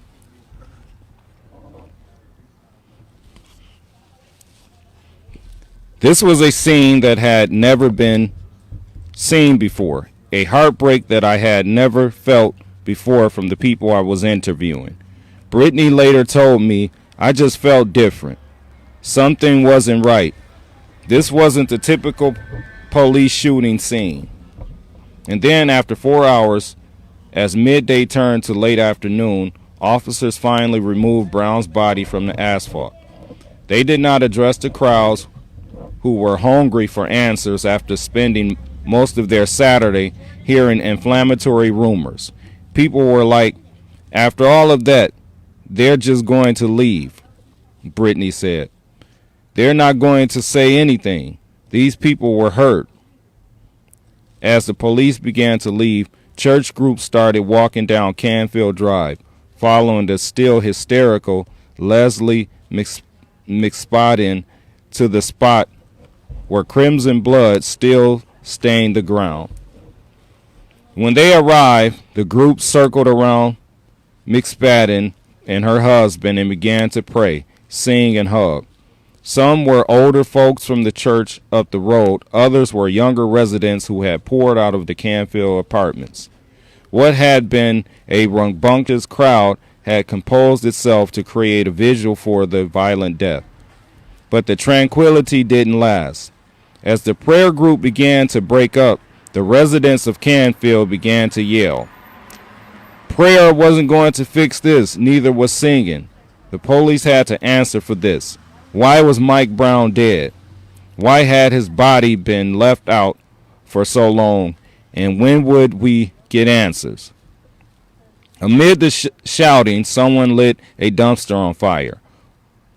While moments earlier desperate prayers were being sent above, now it was the flash of flames floating into the night air. Again, this is chapter 1 of They Can't Kill Us All. The story of the struggle for black lives. Ferguson survived that first night. The dumpster fire and the sound of distant gunshots spooked police, but they were nothing compared with what was to come. The following day, the Ferguson Police Department still hadn't explained what had happened or apologized for keeping Brown's body out on the ground for so long. And church groups were calling for a march in the slain teen's honor. That Sunday afternoon, after services concluded, local pastors and their flocks met at the spot where Brown was killed. Hundreds showed up, surrounding nearly erected memorials made of candles, stuffed animals, and liquor bottles that together overflowed the grass shoulders of either side of the two-lane road. The crowd started marching and chanting, for the first time, what they believed to be Michael Brown's own words in his final moments. Hands up, don't shoot. The cries rang into the air as the crowd, including many students, set to begin school for the following week, as well as middle-aged residents of the apartment complex, moved forward. As they hit West Florissant and turned left, they were met by a wall of police officers. Soon what had begun as a peaceful march had morphed into a heated standoff, blocking traffic in both directions. The scene played out right in front of Brittany, who, after spending Saturday night on the job, woke up for her 5 a.m. live shot, worked a full-day shift, and was again at the corner of Canfield Drive and West Florissant watching her community clash with police. Night was close. The crowd continued shouting at the officers, who were shouting back. And as the church groups began to leave, young men emerged who seemed angrier and more determined to extract revenge for Mike Brown's death. Brittany made her way toward the front of the demonstration, to the spot where the crowd was standing toe-to-toe with the police. A young girl, perhaps in her early teens, ran up and grabbed Brittany's arm, a look of terror in her eyes. They knocked out the windows of your truck, the girl screamed, and now they're burning the quick trip. Brittany turned to see the shattered glass of the news station van scattered across the ground, and she moved toward it. She could see men running in and out of the Quick Trip gas station at the corner of West Florissant Avenue and North Winds Estates Drive. It's unclear how it started, but in the swirl of misinformation and confusion, some in the neighborhood started spreading word that the 911 call to report a robbery by Mike Brown was made by the employees of the gas station. They most likely had confused the gas station with the liquor store up the street.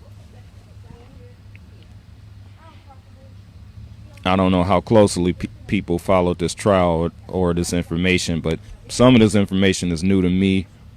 I probably need to do better at following some of the intimate details of some of these stories.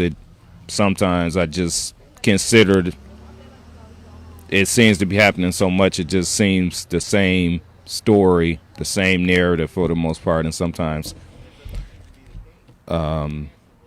getting into the details is important.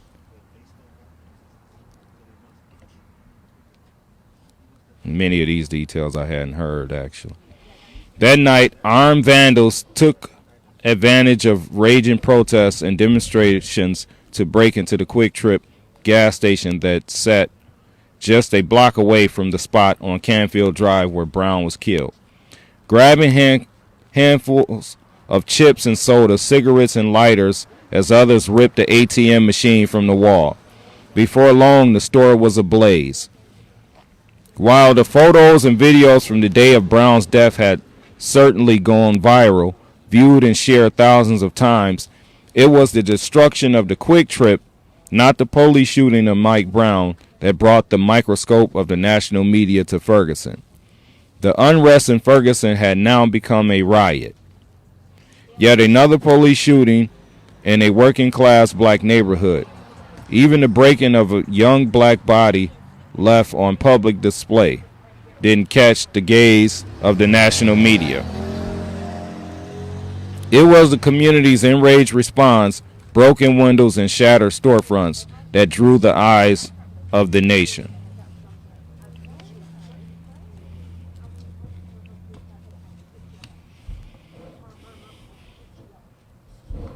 Most of the so-called race riots of the 1800s and early 1900s consisted of armed clashes between white and black residents, very often precipitated by a black man or woman being somewhere that black folks didn't belong.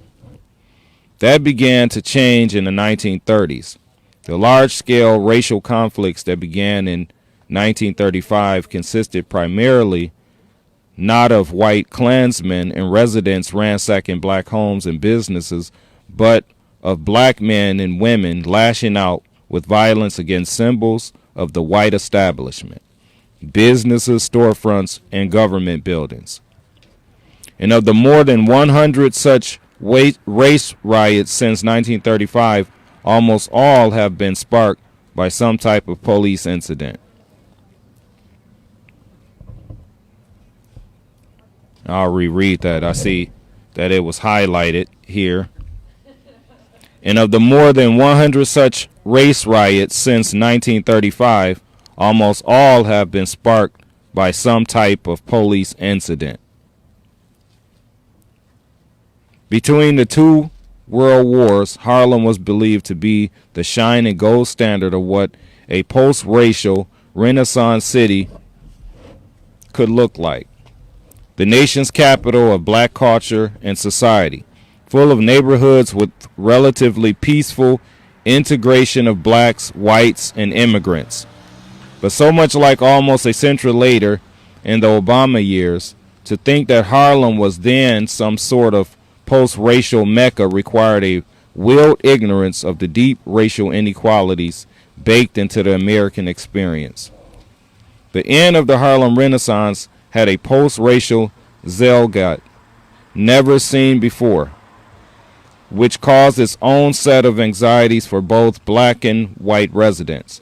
Dr. Khalil Gibran Muhammad, the then director of the New York Public Library Schomburg Center for Research in Black Culture, who has written at length about race riots, told me long after Ferguson, the truth is, it was in commercial establishments like the neighborhood dime store where there was a level of integration and race mixing, a decade after the Great Migration, that had never been seen before, which meant there was a lot of racial tension. On the afternoon of March 19, 1935, Lino Rivera, a 16-year-old black Puerto Rican boy, was caught stealing a penknife from S.H. Crest, a dime store across the street from the storied Apollo Theater. In the time it took for the police to arrive, a crowd gathered outside the storefront. The store owner asked police to let Rivera go, but no one told the crowds that officers had quietly slipped the teen out the the store's side door. In the vacuum of information, a story spread that a young black boy had been killed for stealing a piece of candy and that the police were hiding his body. A hearse just happened to pull up and park nearby. The crowd assumed the worst. More than 10,000 black residents took to the Harlem streets, with some smashing storefront windows and later getting in fights with the white New York Police Department officers who arrived to break up the violent assembly.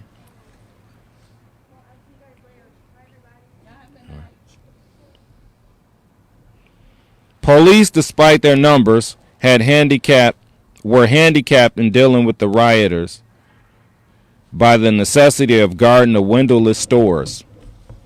A reporter from the New York Daily News wrote the next day, "Looting of the stores was the objective of hundreds of hoodlums who swarmed into the district from Manhattan and the Bronx after news of the riot spread.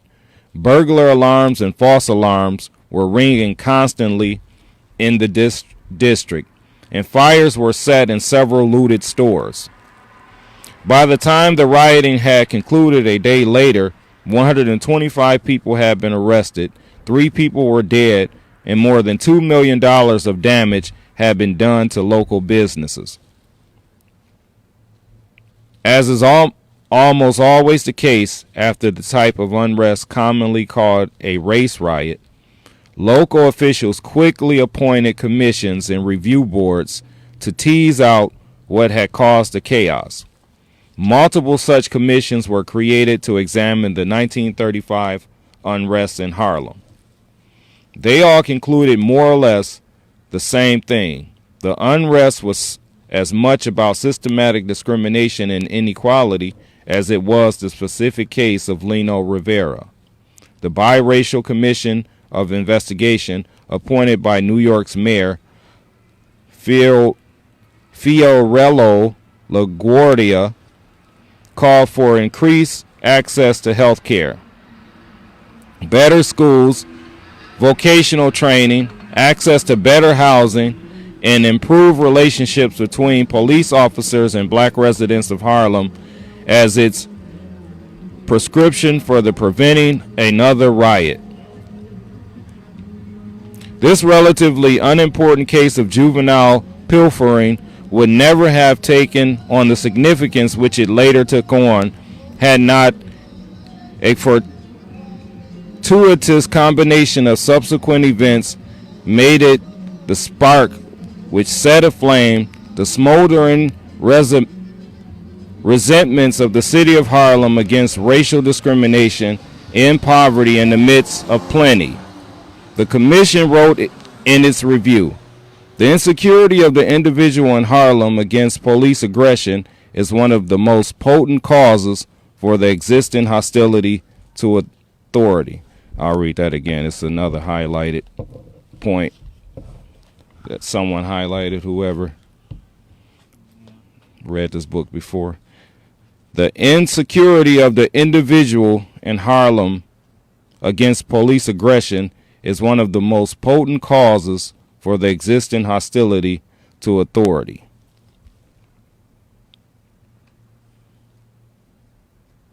Another report, this is also highlighted, another report titled "The Negro in Harlem," a report on social and economic conditions responsible for the outbreak of March 19, 1935, concluded that the unrest came as the result of the accumulating effect of injustices of discrimination in employment, the aggressions of the police, and the racial segregation. And I would think we could make that same point about the situations of unrest or what have you that happened in Rockford recently and any other time. It was usually because of root causes more so than isolated incidents and things boiling over accumulation of things that boiled over at a particular moment. Those who have studied the 1935 Harlem riot say that while the underlying issues in the neighborhood spoke to the deep systematic inequality, it was the perceived disregard and devaluation of the black body and of black life that called forth the rage that enveloped the black men and women of Harlem on that day. The same can be said for the violence in Ferguson. Those who set the fire to the Quick Trip and who smashed the windows of Sam's Meat Market and Red's Barbecue did so, at least in part, out of communal rage over the death of Mike Brown. Yet were it not for the deep, abiding inequality through which the black residents of Ferguson lived their lives, it is unclear if those blocks of Ferguson would ever have burst into flames.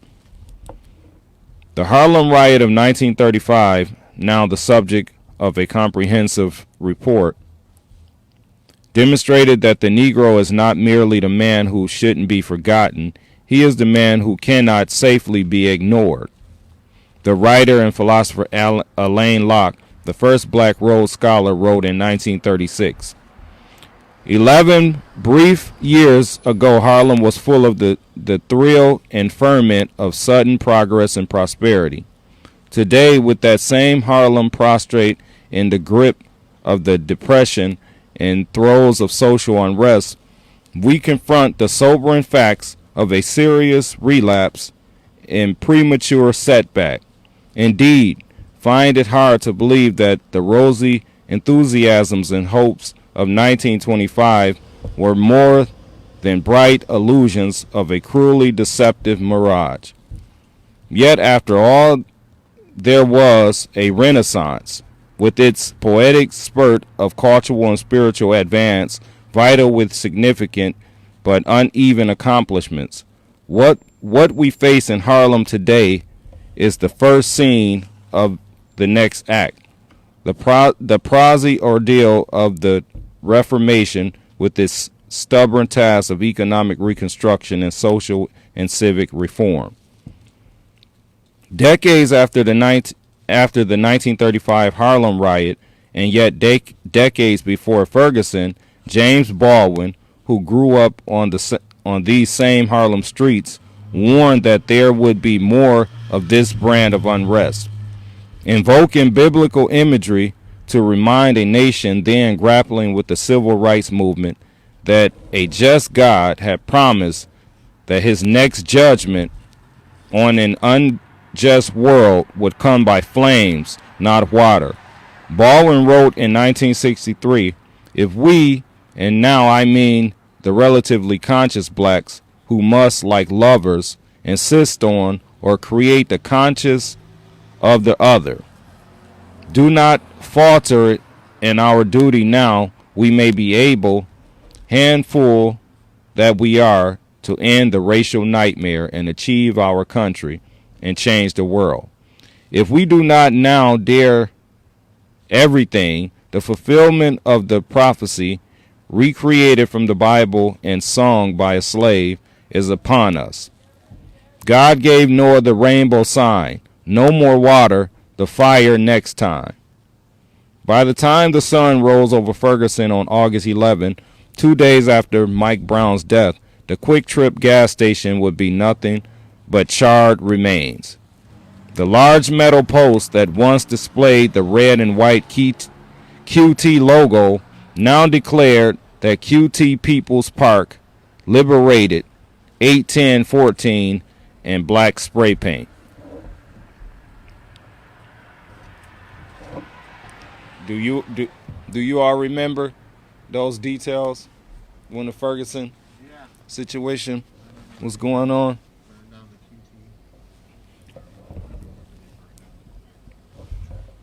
The Quick Trip. I remember we watched that. I was still in high school at the time.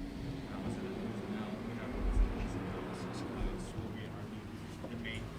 the main objective of the class was we watched news clips and we dissected it. And that was amongst one of the first things that we started out the year with was Ferguson and Michael Brown, followed by Eric Gardner.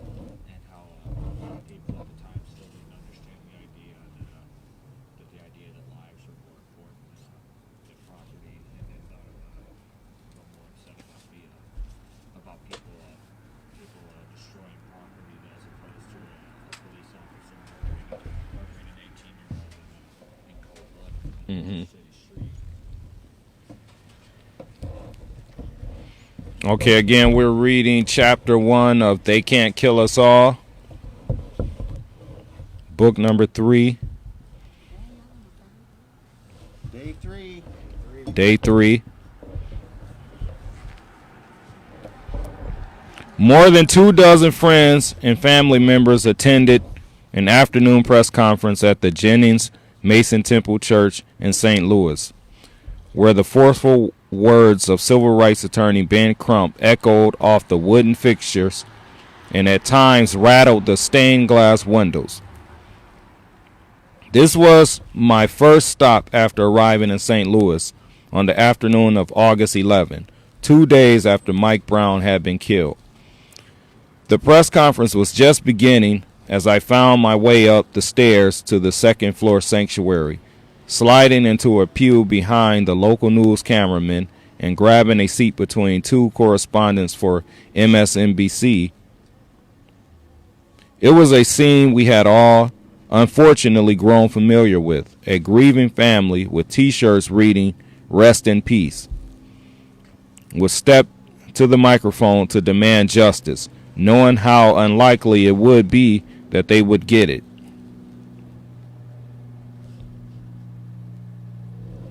I've been in the room before. Midway through an internship at the Boston Globe, I've been dispatched to the scene of a police shooting of a young black man. Officers said he had fled on foot after a traffic stop, then pulled a gun on them. The investigation into the killing took well over a year, and the slain man's mother had taken to community meetings to confront police officials, sobbing and pleading with them to give her the name of the officer who had killed her son. I sit with my head angled down as I listen to her desperate cries. Knowing that a police officer is responsible causes a special deep pain for the families of those killed, because the person who gunned down their loved ones was not a mystical bad guy, nor a gangbanger or a thug or a random criminal. For the families of those killed by the police, it is often most shattering that their loved ones were killed by the very people sworn to protect them. A family and a community's fundamental understanding of safety and security in our society is threatened when those pledged to protect kill. And that just sort of summed up a conversation or argument or something you would hear locally and sometimes on nationally or in the media, was people was asking, why are you more reactionary, or why are you more concerned when a black person is killed by the police when black people kill each other all the time? And that sort of answers that in one way, that the families of the victims feel more violated, that is a person that's sworn to protect is the one that kills. People can handle it a little more when it's, that a person that's actually, which normally you would think that would commit a murder, robber or a bad guy, as the author said. But to know that it was an officer of the law or of the state or of, it's your own money, your own tax-paying money that is being used to fund the people that are killing your loved ones. That's a different dynamic. And I'll reread a little bit of that to clarify it more. It says, a family and a community's fundamental understanding of safety and security in our society is threatened when those pledged to protect kill. Similar cries and frantic gasps of a mother now without her child were coming from the back of the sanctuary as Mike Brown's family made their way to the microphone. Immediately, I found myself with a small but consequential logistical decision to make. I was armed with a notebook, a phone, and my two hands. In most cases, I would opt to record audio with my phone while taking notes by hand. But that would mean not sending real-time updates on a story where a national audience was hungry for new information. So I opted against recording. This was a story that had played out on social media. I reasoned that that was where my reporting efforts should continue to focus for now. I'd use my phone to send tweets and take notes by hand, even if it meant I'd end up with a more disjointed and incomplete set of direct quotations. He was executed in broad daylight when it was clear that he had no weapon, declared Crump, a Florida-based attorney who was first thrust into the national spotlight when he represented the family of Trayvon Martin. Their baby was executed in broad daylight, he yelled. Crump said that Martin's father had called the Browns family before listing name after name of young black men gunned down in controversial shootings in recent years. Trayvon Martin, Jordan Davis, Jonathan Farrell. Those names represented the first wave of black death to come during the Obama administration. A series of shootings joined by that of Oscar Grant, subject of a police shooting that occurred in 2009 but drew sustained national attention in 2013 after being depicted in the film Fruitvale Station, that brought new urgency to the peril of black life. To some, it had that's a pretty good movie too, or I don't know. I would have to compare it to the actual details of the case or what have you, but it was a touching movie that showed me a side of the story that I hadn't seen, and yeah, that's a pretty good movie. Fruitvale Station. I think Michael B. Jordan. Isn't Michael B. Jordan in the movie? Michael B. Jordan.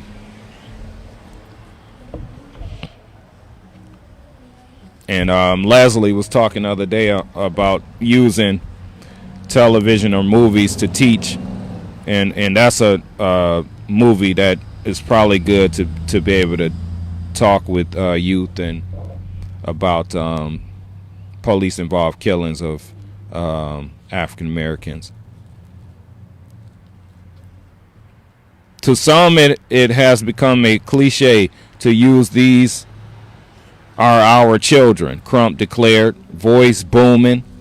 Our children, don't they deserve the dignity and respect of law enforcement?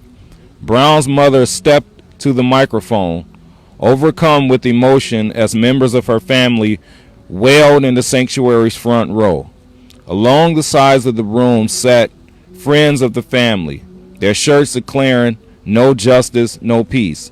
Unable to deliver her prepared remarks, Leslie McSpadden said she would have been overjoyed to drop her son off at college. Mike Brown, having finally completed the summer course he needed to get his high school diploma, was supposed to be starting his classes at a vocational school that very day. Instead, McSpadden said she was planning his burial. That was my firstborn son. Ask anyone, they tell you how much I love my son. I just wish I could have been there to help him, my son, she muttered before breaking down in tears, lifting her head. As tears dropped onto the podium, she added, no violence, just justice. That was highlighted in the book too. At the end of the service, I slipped out in front of the family, hoping to catch one or two of them as they made their way to their cars. But they were overcome, the pain of the death still fresh. As they neared the exit, Brown's grandmother, with whom for a time he had lived, fell to the ground as she wailed, "Oh God, they took my baby. Tears were bursting from her eyes as she was carried toward a car.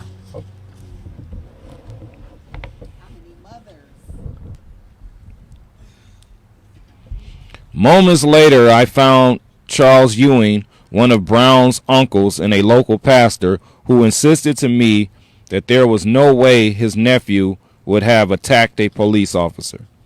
We called him the Gentle Giant. He was a gentle giant, Ewing told me, calling Brown, whose attack on the liquor store worker was not yet known, a nonviolent kid to his core. He was like a big teddy bear, Ewing said. We tried to get him to play football, but he was too timid. I wanted my readers to feel like they knew Michael Brown, and I wanted to know him myself. Who was this young man? What were his hopes and his dreams, his strengths and his faults? Why did he end up in that liquor store that day, with his hand gripping the collar of that cashier? Was that proven to be true, that he actually did that to a cashier, to the cashier? Oh, that part is on video? That part's on video. Okay. But I don't know. I don't feel like I ever got the truth about it. Yeah, There's a documentary that came out, but I couldn't even watch it. But they said the documentary really told the true story about what happened, and he, of course, he didn't deserve what happened to him. No. But it's seeming like in this book that it's a pattern. This is my first. I haven't read this book, but a pattern of saying that some of the unrest was caused by false information or something. And if you see the pattern, it's always they at a corner store, and something happened at the corner store, and they call the police, and the police come already aggressive to the scene. Like it's no reason for them to come over like a fake $20 or stealing a soda pop, or it's uncalled for. Okay, we're in chapter 1 of They Can't Kill Us.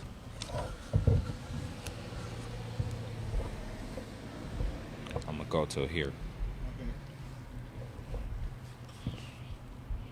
Okay. A journalist's portrait of the deceased is often used by the casual reader to decide if the tragic outcome that befell him or her could have happened to us, or, as is often implied to be the case in those killed by police officers, if this tragic fate was reserved for someone innately criminal who behaved in a way we never would. We focus on personal details of the dead not only because readers want to know, but because we in the media do too. We believe that we can somehow figure out the character and life of the person at the center of the story. We can somehow understand what happened that day. We fall into the fallacy of believing we can litigate the complicated story before us into a black and white binary of good guys and bad guys. There are no isolated incidents, yet the media's focus on the victim and the officer inadvertently erases the context of the nation's history, or it relates to race, policing, and training for law enforcement. And by focusing on the character of the victim, we inadvertently take the focus off the powerful and instead train our eyes and judgment on the powerless. Let me read that again. It's highlighted too. There are no isolated incidents, yet the media's focus on the victim and the officer inadvertently erases the context of the nation's history as it relates to race, policing, and training for law enforcement. And by focusing on the character of the victim, we inadvertently take the focus off the powerful, instead train our eyes and judgment on the powerless. In reality, knowing whether Michael Brown liked football was truly a gentle giant or was an honor student or a dropout provides little insight into what happened on Canfield Green that day. And Leslie was talking about that as he was reading from Michelle Alexander, I believe it was, the new Jim Crow. The whole concept of the perfect victim, or the habit or tendency to find fault in the victim and thus find a reason not to get involved in trying to get justice. Or even that in the movie about Thurgood Marshall, it depicted a scene where or it depicted a policy of the NAACP and other civil rights groups not to defend or represent people that may not have been, that were not innocent and or that had spotty history or past. They would only represent people who were upstanding, or that people that thought. And I always thought that we use that as an excuse sometimes to justify not doing what we can do or what needs to be done to really achieve justice. Like the police that killed him, he had like 23 complaints against him. Yes. In reality, knowing whether Michael Brown liked football was truly a gentle giant or was an honor student. Okay, I read that already. Sorry. Even less relevant were the tidbits meant to prove Brown was somehow deserving of his fate. That he smoked weed with his friends, or rap sexual lyrics in the makeshift studio he had constructed in his grandmother's basement. In those early days, the national media litigated Mike Brown rather than litigating the shooting. We placed the burden of proof on the dead teenager, not the officer who had shot and killed him. And I know we all can relate to hearing that tendency, and hopefully those points can be touched on later. I'm sort of just reading here, but there's a lot I'm sure that especially this part about how the victim of the shootings are put on trial even before a trial or even before a court date or a grand jury or anything can happen. The victim of the shooting is put on trial. That happened here in the case of Demetrius Bennett. I think I learned every bad thing he had ever did. They painted such a picture of him. It was hard to like him, and people actually said that it's just hard to like this guy. They had said that he held up his baby, and when the police came to check or arrest him, to check to see if there was a domestic violence case, that he apparently held up his baby to block the police from being able to come to him or something like that. And that was their like initial story, and it was later recanted. But a lot of people were saying that maybe he deserved something like that. Anyone that would do something, it was just a whole bunch of. So you see that pattern. So we have to resist the misinformation that will lead us to put a victim on trial instead of actually dealing with the case or justice in the case. To many white Americans, Mike Brown was a young man who lived a very different life in a very different country. He robbed a liquor store and then got in a scuffle with a police officer. The specifics of the shooting appear to absolve in the conscience of absolve the conscience of anyone who might have felt responsible for weighing whether Michael Brown's death, legally justified or not, fit a broader pattern, and whether that pattern was one rooted in systematic injustice.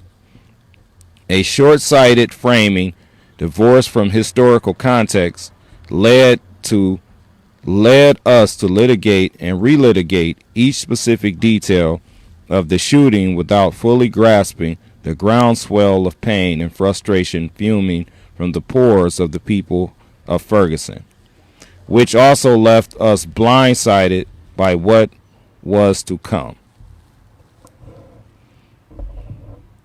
So I think we might have Terry or a break, or we have another person bringing a strength, volunteering to come. Headphones.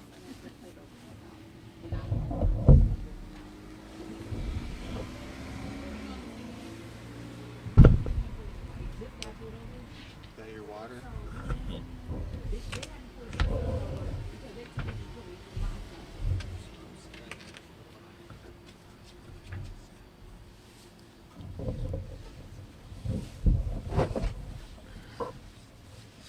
Chapter 1, it should be.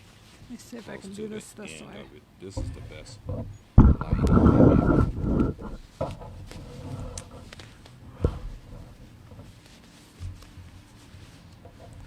gonna do it this way to hold it up there.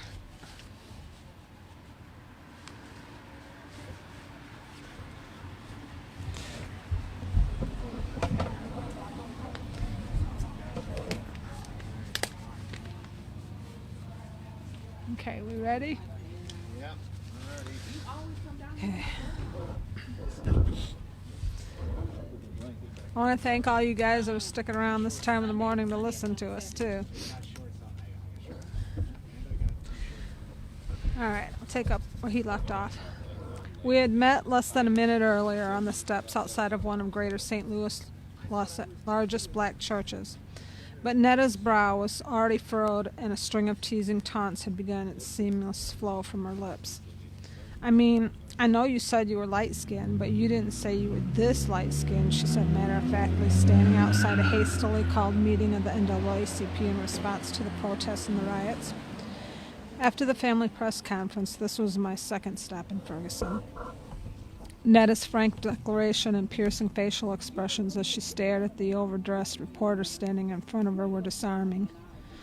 Okay, well, we already have a white friend named White Wes, she said, reaching over to point to a labor organizer standing with their group. So we can tell you 0.5 Wes.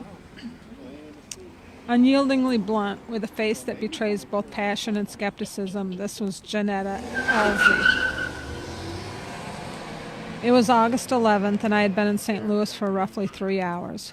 But Netta was one of the only people I knew I needed to talk to. For days I had watched her fire off tweet after tweet from the ground, often providing vivid emotional detail along with photos and videos of the protests and the police response. She seemed to be always on the scene and always in the know about the planned demonstrations.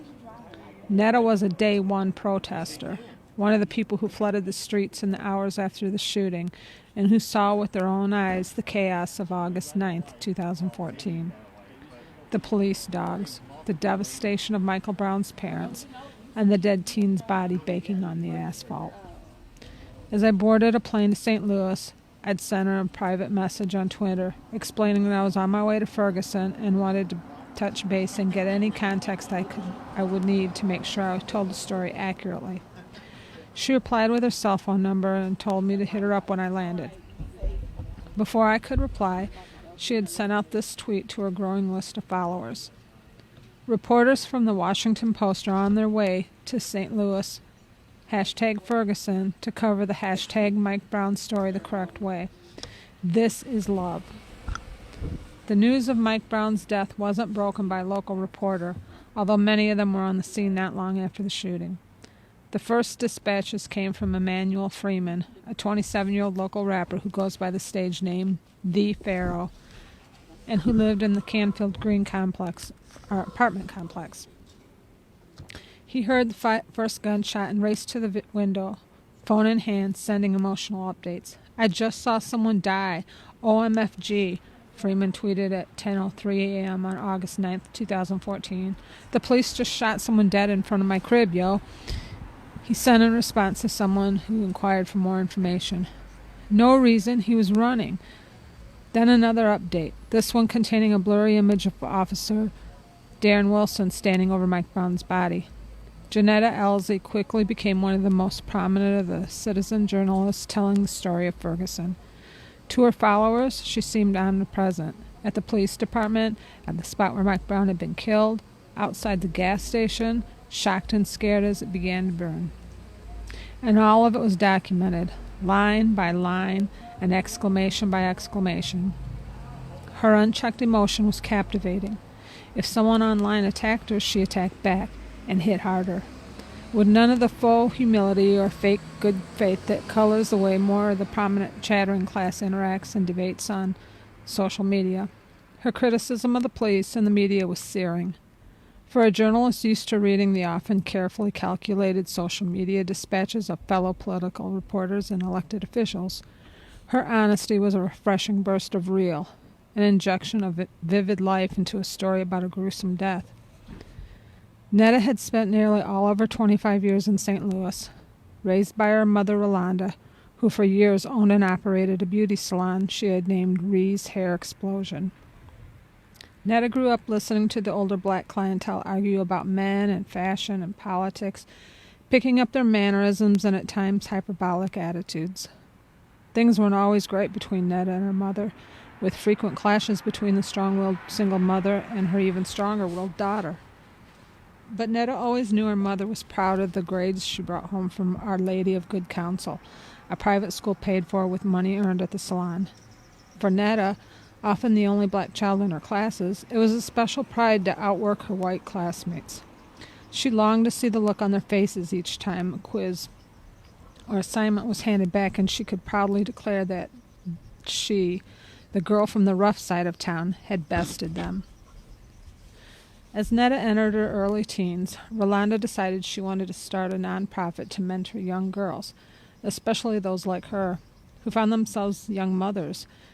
It wasn't long before she was pestering her daughters for help with paperwork and for recommendations for speakers, even if the idea were never fully got off the ground. Rolanda had been sick for a long time, in and out of the hospital with a variety of ailments. Not long before Netta was set to graduate from high school and head to college came Rolanda's diagnosis of lupus. By the time Netta moved back to St. Louis after her freshman year at Southeast Missouri State, things had gotten much worse, and she was getting 2 a.m. calls from her mother for help getting to and from emergency trips to the hospital. A week before she died, I sat down and she looked at me, and she read my whole life, Netta told me later. "I know exactly what's going on with you," she told me, and then she listed every worry that I had. I really wanted to be independent. I wanted to pay all of my bills on my own. I wanted to stop having to answer to or fight through my freedom with my family. She sat there and she told me that she was going to fix it all. And I remember looking at her and saying, "What are you going to do? You're a sick woman." Toward the end, she would tell me that she loved me, and I would tell her that I loved her back, and for the first time I'd let her hug me and kiss me. I'd let her be my mother. Just after 2014 began, Rolanda Elsie died. For years, Netta had turned to social media the way most men and women of her generation do, as a hybrid news feed, broadcasting platform, and ongoing group therapy space. Her wide eyes would oscillate between her television and Twitter feeds as she watched love and hip-hop or political news shows, her computer and smartphone serving as her second screens. She posted Facebook statuses about Trayvon Martin and Jordan Davis. Netta tweeted her way through freshman year as she navigated the parties and classrooms, before ultimately, after several incidents in which men on campus attempted to sexually assault her, giving up on college altogether and moving home. She tweeted about her mother's death, leaning heavily on the support provided by the small section of the internet she had carved out for herself as she worked up the courage to explain to her younger sister that their mother was gone. These years of posts prepared Netta for her role as one of the protest movement's chief on-the-ground correspondents in Ferguson. In fact, it was a friend she had made online who first saw news of the officer-involved shooting in St. Louis on August 9, 2014, and flagged the tweets for Netta, who at the same time was at home at her mom's house, where she had been living since her mother's death. Netta spent 2 or 3 hours glued to her Twitter timeline, searching for updates from eyewitnesses and tweeting an outrage on news outlets that seemed already, before much of the information had been released, to have decided that Mike Brown had deserved his fate. Then around 9:30 p.m., Netta and a friend decided to make the drive to Ferguson and see the scene for themselves. They approached Canfield Drive with apprehension. Netta had seen photos on Twitter of police trying to wash the blood from the street. Soap suds, now illuminated by a streetlight, did little to make the pooled blood vanish. It was devastating, Netta recalled. It made me feel like his body might as well have been still out there. As she paced the streets, taking video clips that she uploaded in Instagram and photos that she sent out on Twitter, Netta heard the words of several young children, residents of the Canfield Green apartment complex, repeating over and over in her mind. I kept hearing them say that they saw Mike might get killed. With that morbid chorus on top in her loop on her brain, Netta approached another local woman who said she was a nurse, and that when she had raced into the street to render care to Michael Brown's body, one of the responding officers had raised his weapon to her face and told her to get the fuck back. But Netta wasn't surprised by the police response or the perceived hostility. It was only a matter of time, she figured, before the local media began attacking the character of the man whose blood was still seeping into the ground in front of her. She had been born and raised in St. Louis. She knew how this works. For decades, some in St. Louis had boasted proudly of their city's relative racial harmony. It was one of the only Midwestern metropolises where they were quick to note not to have seen violent riots break out during the 1960s. But it didn't take much research or many conversations with black residents to see that there was little racial harmony here. One day, months into covering Ferguson, I realized that if anything, this city felt like a place that was constantly overcompensating, trying to convince you that everything was going to be just fine. Move along. There's no race or racial tension to be seen here. But the robust memorial of Mike Brown, the protests that still raged more than 100 days after his death, and the shells of burned-out storefronts told a much different story. When I arrived, it had been about 2 decades since Neil Pierce had first come to St. Louis. A journalist by trade, Pierce spent much of the 1980s and 1990s writing comprehensive investigative reports on the status of America's cities. Along with his co-author Curtis Johnson, Pierce would parachute into a major city to take the locale's temperature economically, socially, and racially by interviewing the movers and shakers, zooming out to 10,000 feet in cities that often were used to little more than granular coverage. These Pierce reports would often later be published in their entirety by the local newspaper in whichever town was profiled, serving at the time, and now, decades later, as some of the most comprehensive and revealing assessments of many of America's big cities, pre-internet, when it took much more than a few clicks and Google searches to collate deep social science and research with reporting. With an agreement struck to have the final product considered for publication in the St. Louis Post-Dispatch, Pierce and Johnson began their work. I recall 2 poignant moments, said Curtis Johnson, who co-wrote the 1997 reports about St. Louis with Pierce, when I asked him 2 decades later about their research.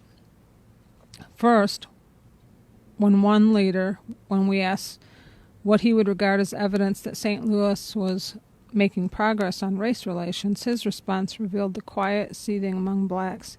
He said something like, "When white leaders quit picking our leaders for us, that really said it all." He had no particular animus and went out of his way to show respect for St. Louis leaders. but it was the patronizing that mostly got to him. Obviously, many less privileged blacks would have been more than quietly seething. As they finished their interview, Johnson and Pierce increasingly found leaders, both black and white, voicing concern that if St. Louis didn't initiate honest and robust efforts to address structural and systemic inequities, a day of reckoning would sooner or later arrive. I hope the report generates fire in the belly and stimulates fear, Thomas Purcell, who ran Laclede's Landing Redevelopment Corporation, which aimed to bring new business to a historic district downtown, told Pierce when they sat down for an interview. St. Louis, if you don't fear and do something about it, there are consequences. After conducting dozens of interviews, Pierce and Johnson issued an urgent prognosis, which was published by the St. Louis Post-Dispatch on March 11, 1997. It read, "Race pervades every St. Louis regional issue. It feeds the spread and all the costs of sprawl as people run from inner-city minorities. It explains the disparities in school funding and the extraordinary percentages of private and parochial school enrollments.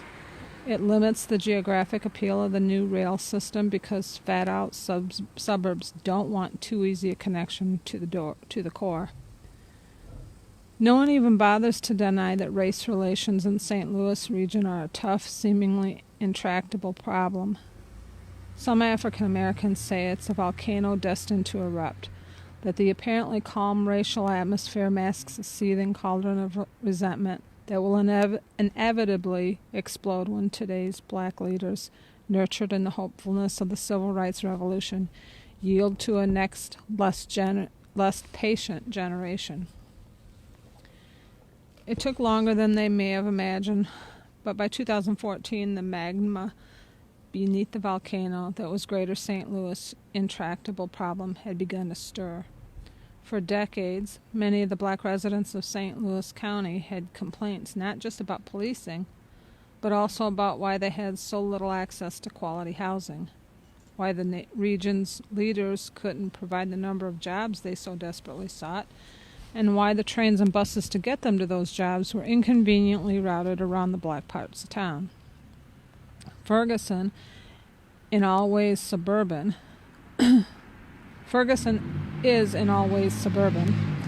one of a series of small municipalities that make up North County. The city's residential streets cut long, weaving paths lined with duplexes. As they have for years, basketball hoops and discarded footballs rest in many front yards.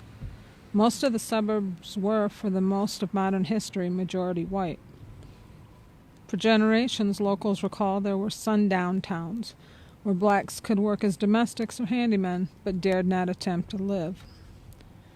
But in recent decades, a massive migration of black residents, both from surrounding suburbs and from parts of East St. Louis, transformed these small cities.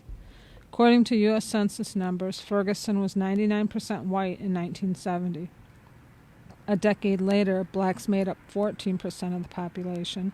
By 1990, there were 25% of the city's population. Excuse me.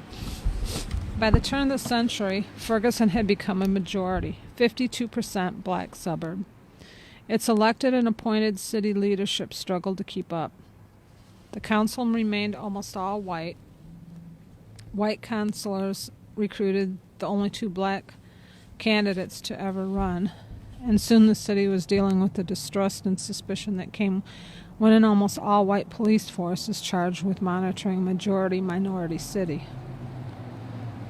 The American dream is, if I work hard, bust my rear end, no matter where, The American dream is if I work hard, bust my rear end, no matter where I start, I can put myself in a better place, said Jason Johnson, a political scientist at Hiram College who grew up in Greater St. Louis and traveled to Ferguson to witness the protests. There aren't just protests of hopeless, downtrodden black folk.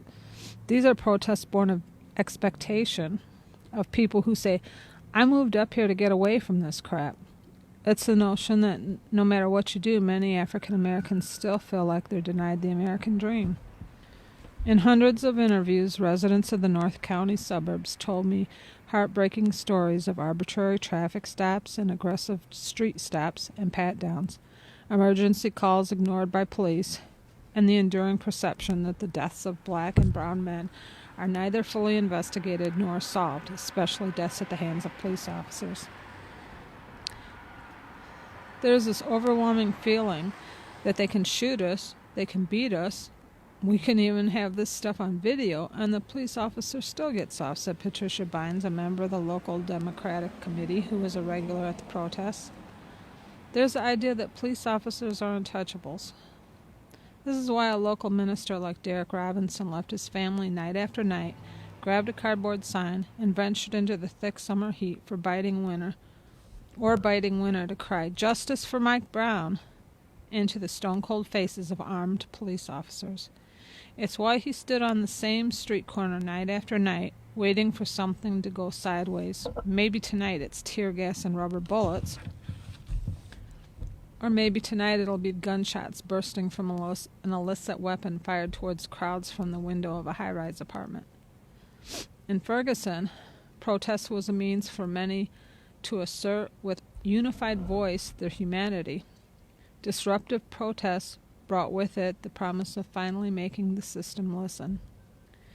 Indict, convict, send that killer cop to jail. The whole damn system is guilty as hell. Just a few days into covering the Ferguson protests, a question constantly leveled by editors back in Washington as well as skeptics by the protests was, what exactly do these protesters want? A grand jury was considering whether to charge the officers after all. Before Ferguson, most of the nation, and many of us in the media, knew very little about the process for charging a police officer with a crime. If a shooting was unjustified, most of us assumed the officer would be charged. Months after the Ferguson grand jury concluded its work, two of my colleagues teamed with Phil Stinson, a professor at Bowling Green State University, to conduct the most thorough review to date of how often, if ever, police officers are charged. Out of what was likely more than 10,000 fatal police shootings by on-duty police officers between 2004 and 2014, just 54 officers had been charged with a crime, and just a handful of those cases were the officers convicted. The people of Ferguson didn't need that analysis. They already knew. Among the first things that typically happen after a police shooting is a round of calls for a special prosecutor. Local prosecutors rely on police officers every day for both evidence and testimony, so the logic goes that a local prosecutor may be inclined against aggressively pursuing charges against police officers whom he likely knows and on whose work he relies. St. Louis County's elected prosecutor is Bob McCulloch, a well-known power player in Missouri's Democratic circles, who has the close ties to Governor Jane Nixon and Senator Claire McCaskill, who at the time of Michael Brown's shooting were the two most powerful Democrats in a once red state that over time had begun to purple. McCulloch came from a cop family. His father was a St. Louis policeman. When Bob was just 12 years old, his father was killed in the line of duty during a shooting involving a black suspect. McCulloch's brother and a nephew are both St. Louis police officers, and his mother spent 20 years as the department's clerk. The death of his father, in part, inspired McCulloch to pursue a career as a police officer, but he lost a leg after a bout with cancer during his high school years and settled instead for a long career as the county prosecutor. McCulloch argued that he was elected to be the county's prosecutor and that was not a responsibility he was going to relinquish willingly. And soon, Missouri's Democratic power brokers publicly stood by their prosecutor. I believe that Bob McCulloch will be fair, McCaskill declared in an interview with MSNBC, one of just a handful of on-the-record statements she provided during the August round of unrest in Ferguson. You have to understand, the only allegation against this prosecutor is that it can't be fair. Well, what does that say about the people of this country where people are elected? You don't come along and just remove someone from their job unless it's under the powers of an emergency. As his allies began to take to the media to defend him, I approached McCulloch's office and asked how many times they had previously considered charges against a police officer and how many times, if any, they had secured the indictment of an officer. It took them a while. The prosecutor's office didn't keep records in a way that was searchable, and like many government agencies, the St. Louis County Prosecutor's Office had seen significant employee turnover. In the year since McCulloch first took the job in 1991, eventually they produced a roster of 33 cases put together by their office staff's collective memory, in which McCulloch had pursued the indictment of a police officer. But of that list, just a handful of cases had resulted in charges against an officer for exhibiting force on the job. None of the indictments were for an on-duty shooting. Among those cases was the 2000 Jack-in-the-Box shooting. 2 unarmed black men, Earl Murray and Ronald Beasley, were shot and killed in St. Louis County, sparking the largest police protest that St. Louis had seen until Ferguson came along a decade and a half later. Agents had been zeroing in on Murray, a small-time drug dealer who earlier in the day had asked his friend Beasley, who worked as an auto mechanic, if he could help him fix his car, which had been acting up. McCulloch, to date, had refused to release video evidence in the shooting and said that at the time of the investigation that he agreed with the decision of the grand jury not to charge the 2 police officers involved. Then, in a series of interviews, McCulloch called the 2 slain men bums who had spread destruction in the community. I went back and forth a half a dozen times with McCulloch's spokesman, who had been inundated with media requests. In one of our last correspondences, the spokesman conceded that, with the perspective of a decade, perhaps there was little honor in calling the dead names. In retrospect, Mr. McCulloch believes Murray and Beasley should have been described as convicted felons rather than bums, as that would have been a more accurate description, the spokesman told me in an email. At the time, local leaders in El Sharpton had led demonstrations and blocked freeways as they called for an indictment. But as was almost always true in the case of police violence between the early 1990s beating of Rodney King and the 2014 shooting of Michael Brown, soon enough the commotions died down. But the black residents of St. Louis County hadn't forgotten the Jack-in-the-Box shooting, or the way the slain men, especially Beasley, who hadn't even been a target of the drug sting, had been described by the county prosecutor. They remembered vividly.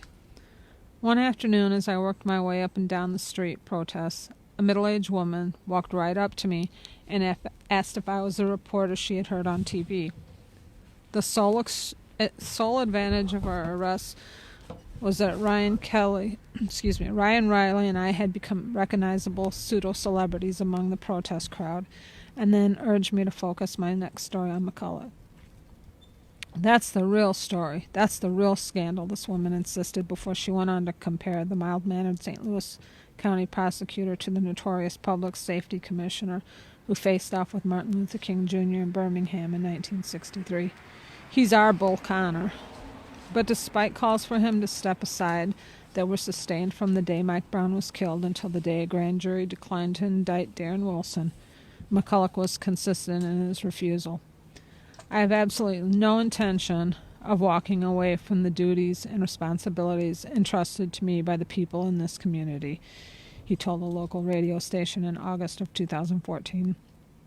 I have done it for 24 years, and I've done, if I do say so myself, a very good job. There would be no special prosecutor, and there would be no indictment.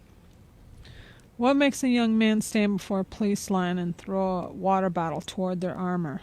It's certainly part ego, and it's part the foolishness of youth. But in Ferguson, it was also at least part helplessness. These residents, time and time again, offered a disparaging assessment of the plight that was the reality. If, no matter what a police officer does to you, he or she will not be charged with a crime, why does it matter if you disperse at those officers' commands? If it doesn't matter how the police, the system, treats you, does it matter how you treat them?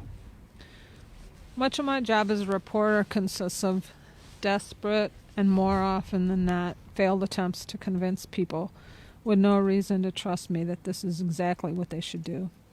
A fellow reporter once remarked to me that a reporter deals in the extremes, showing up on what is either the best or the worst day of your life, stepping up to your doorstep to find either elation or pain.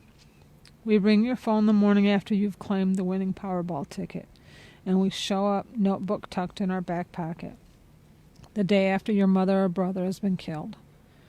Maybe it was a car accident, or a murder, or a police shooting. How did you find out? And will you tell us more about them? We're so sorry for your loss. Oh, and by the way, you don't happen to have a color photo, do you? It's not an exact science.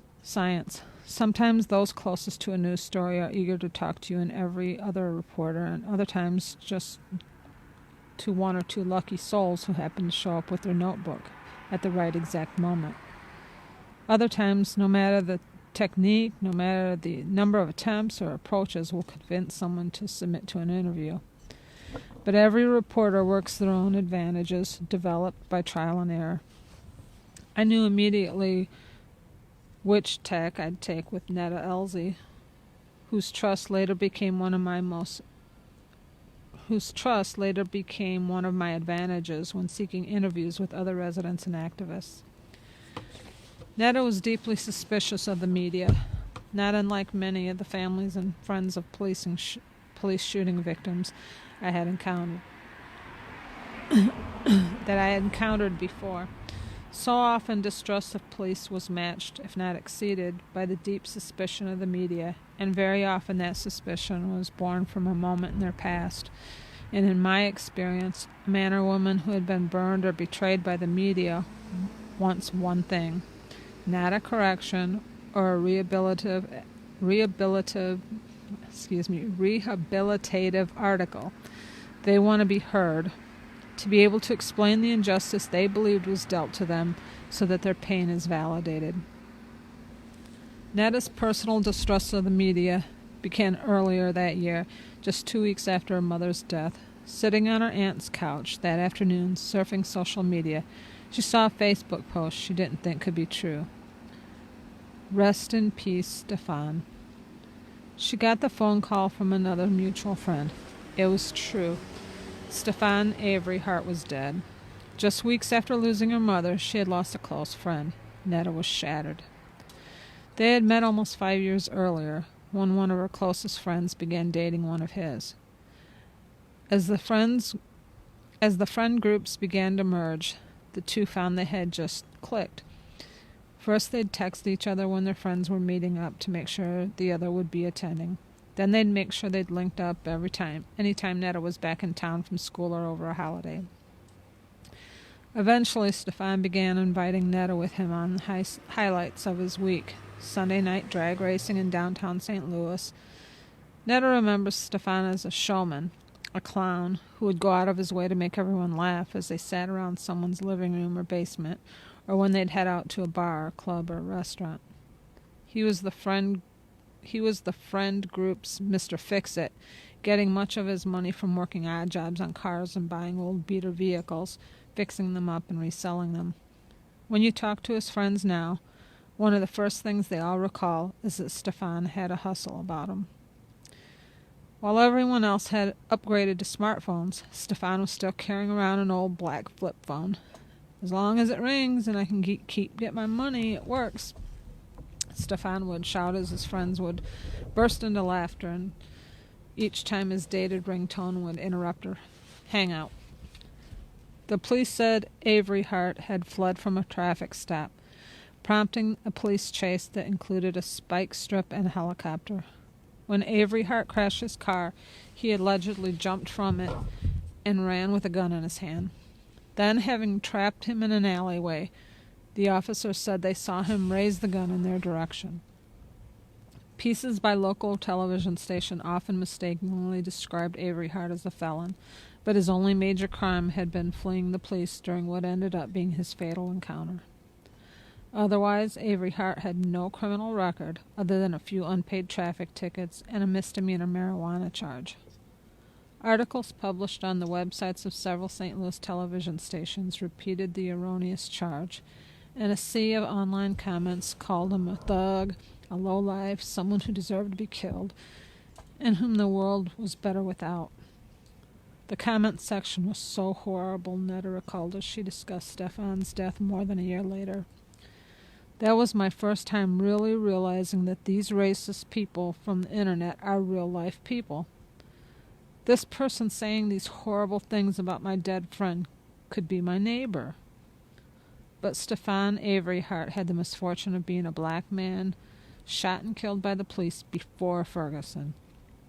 His killing drew almost no media scrutiny, besides the occasional article in the Riverfront Times, a scrappy weekly newspaper in St. Louis, which continued to follow the case. Avery Hart's mother, Stacy Hill, was sitting at home when she got the phone call telling her that the St. Louis police had shot her only son. The 54-year-old mother had spent her entire life in St. Louis, where she still works at the local grocery store decorating cakes for birthdays and graduations and funerals. Stefan had been on the way to an auto parts store to pick up supplies for one of his mechanic jobs. His mother still says he should have been a race car driver, so much did he love driving fast in the first time he ever sat behind a wheel. And he was driving fast on that day when the flashing lights pulled up behind him. He had no criminal record, and his family insists was carrying his gun legally. But he did commit a crime. He ran from the officers who tried to pull him over. Hill wishes her son hadn't run, but she understands why he did. Black residents in St. Louis all fear the traffic stop. Departments in Greater St. Louis are known for using them to milk revenue for their city's bottom line, often stacking multiple violations into a single citation. When tickets go unpaid, a warrant is issued. On the day Mike Brown was killed, Ferguson had almost as many active warrants as it did residents. Wow. Stefan Avery Hart had an outstanding traffic warrant. After the first call, Stacy Hill raced to the scene of the shooting. Unable to get answers, she tried the hospital, where workers and security guards wouldn't tell her if Stefan was dead or alive. After several hours, she went home and waited. Finally, she got a call summoning her to the medical examiner's office. Hill was heartbroken, and then she became angry. She read all the headlines calling her only son an ex-con and a felon. Those same articles declared that Stefan had pointed a gun at the officers chasing him, but she just couldn't believe it. The investigation would clear her son. She knew it. But few things move as slowly under such a unique cloak of darkness as an investigation into an officer-involved shooting. It was months before she got a call from a St. Louis police sergeant in September 2014. The shooting of Michael Brown had thrust all local police departments under public scrutiny. They wanted to give her an update. Hill says she was told that the initial police story was wrong. Her son had never actually pointed the gun. Rather, he was reaching down to pick it up off the ground when he was shot. My son deserved to go to jail that day, Hill still says. He did not deserve to die. Hill begged the sergeant to have the department issue a new press release to correct the record. She asked for the officers' names and was told that they too were unavailable to her. The investigation was ongoing. To date, it still is. She went home and waited. Almost 2 years after that meeting, she's still waiting. For Netta, the pain that pushed to her protest began privately with the deaths of Trayvon Martin and Jordan Davis, as well as execution of Troy Davis, a Georgia inmate whose appeals of his death sentence became a rallying cry around the same time that the story of Trayvon Martin reached its apex. This private feeling of sorrow was compounded by the 2 police shootings that would define the next years of Netta's life. One of a man, Stefan Avery Hart, whom she knew and loved, and the other of a man, Mike Brown, whom she had never known. In February 2016, 2 years after Stefan was killed, and 18 months after the unrest in Ferguson, I called the St. Louis Metropolitan Police Department and asked about the status of the investigation into Stefan's shooting. The department continued to refuse to release the names of the officers involved. They also wouldn't give me any other information about why Stefan had been pulled over or why he had been shot. All they could release in terms of documents was a 2-page preliminary police report, for which they charged me $6. The investigation into the shooting, which occurred 6 months before that of Michael Brown, remains active. I called Stacy Hill back and asked her if she had heard anything else. Sometime in 2015, the captain had called her into a police station and told her he had something to give her. During this meeting, he handed over a more than 40-page case file, which included the names of the 2 useless pages that I had been given, as well as a full readout of the incident report. The report, which Stacy Hill sent to me via FedEx next-day delivery, stated that a St. Louis Metropolitan Police helicopter began following Avery Hart after he fled the traffic stop around 11:50 a.m. on February 12, 2014. After officers deployed spike strips, the report says Avery Hart ditched his car in an alley and began running, with a gun in his hand. Not far behind were 2 officers now pursuing him on foot. As Stefan ran down another alley, he attempted to throw the gun over a tall wooden fence, but he miscalculated the height. The pistol, according to the account of the shooting given by a police officer who was watching from a helicopter, hit the top of the fence and landed back in the alley on Avery Hart's feet. Initially, Avery Hart kept running. Then he paused, turned around, and bent over to pick the weapon back up. At that moment, according to the officer with the bird's eye view, the 2 officers who had been running after Avery Hart rounded the corner, pulled their guns, and opened fire. We could see the detectives draw their firearms, and then suspect fall to the ground, John Furter, the officer in the helicopter, said in his statement to investigators. Detectives advised over the radio that shots had been fired. The suspect laid in the alley, motionless. So what actually happened in that alley? Did Avery Hart really threateningly raise the gun at officers? Or was he in the act of picking it up when the officers ran up on him, got spooked, and opened fire? Will the officers involved be charged? Probably not. And when will Stacy Hill get some of the answers she still so desperately desires? It's unclear if she ever will. Much as they did on the last 2 days, crowds had gathered near the street where Michael Brown had been killed and were rallying at the charred remains of the Quick Trip gas station at the evening of August 11, 2014. Night began to fall, and the crowds grew increasingly angry as the heavily armored police officers began threatening to deploy tear gas if they did not disperse. Oh, sorry. After leaving the Browns family press conference, I had driven across town to meet up with Netta and a handful of the young residents and soon-to-be activists outside of the NAACP meeting, and asked them to direct me back into Ferguson. "Slow down," Ned urged as I whipped my rental car around a suburban side street. "The cops around here don't play when it comes to speeding tickets." I probably should have known as much, but it was still just my first day in Ferguson. After I parked my car just up the street at the home of one of Netta's friends, we made our way towards the intersection of Nesbitt and West Florissant, where it happened about 36 people were squaring off against police officers. "I'm underage," said Donald Harry, the owner of a single-story house that sat at the corner of Nesbitt Street and West Florissant Avenue. Across the street stood dozens of residents shouting at the cops. A block in either direction behind Harry's house stood armored police vehicles and an advancing line of officers. Harry was trapped in the middle of the chaos. The previous night, rioters had shot out the back window of the black SUV that sat in Harry's driveway. When he heard yelling and commotion outside and threatening declarations from the police officers, he got worried and left his house. "I've got my family in here," Harry told me, pointing back at his home. I was jotting down the rest of his sentence when Harry grabbed me, shoved me sideways into the ground toward the shrubbery. The police had begun firing tear gas, and while my head was buried in a notebook, I hadn't noticed the canister that was landed inches from our feet. Soon the corner on which we were standing was engulfed in a cloud of tear gas. Covering my face with the collar of my sweater, I glanced behind me in time to see Netta clutch the top of her chest. "Are they shooting us? Did I just get hit with something?" she screamed. The rubber bullet that had struck her chest was now lying at her feet. We both started running back toward the car.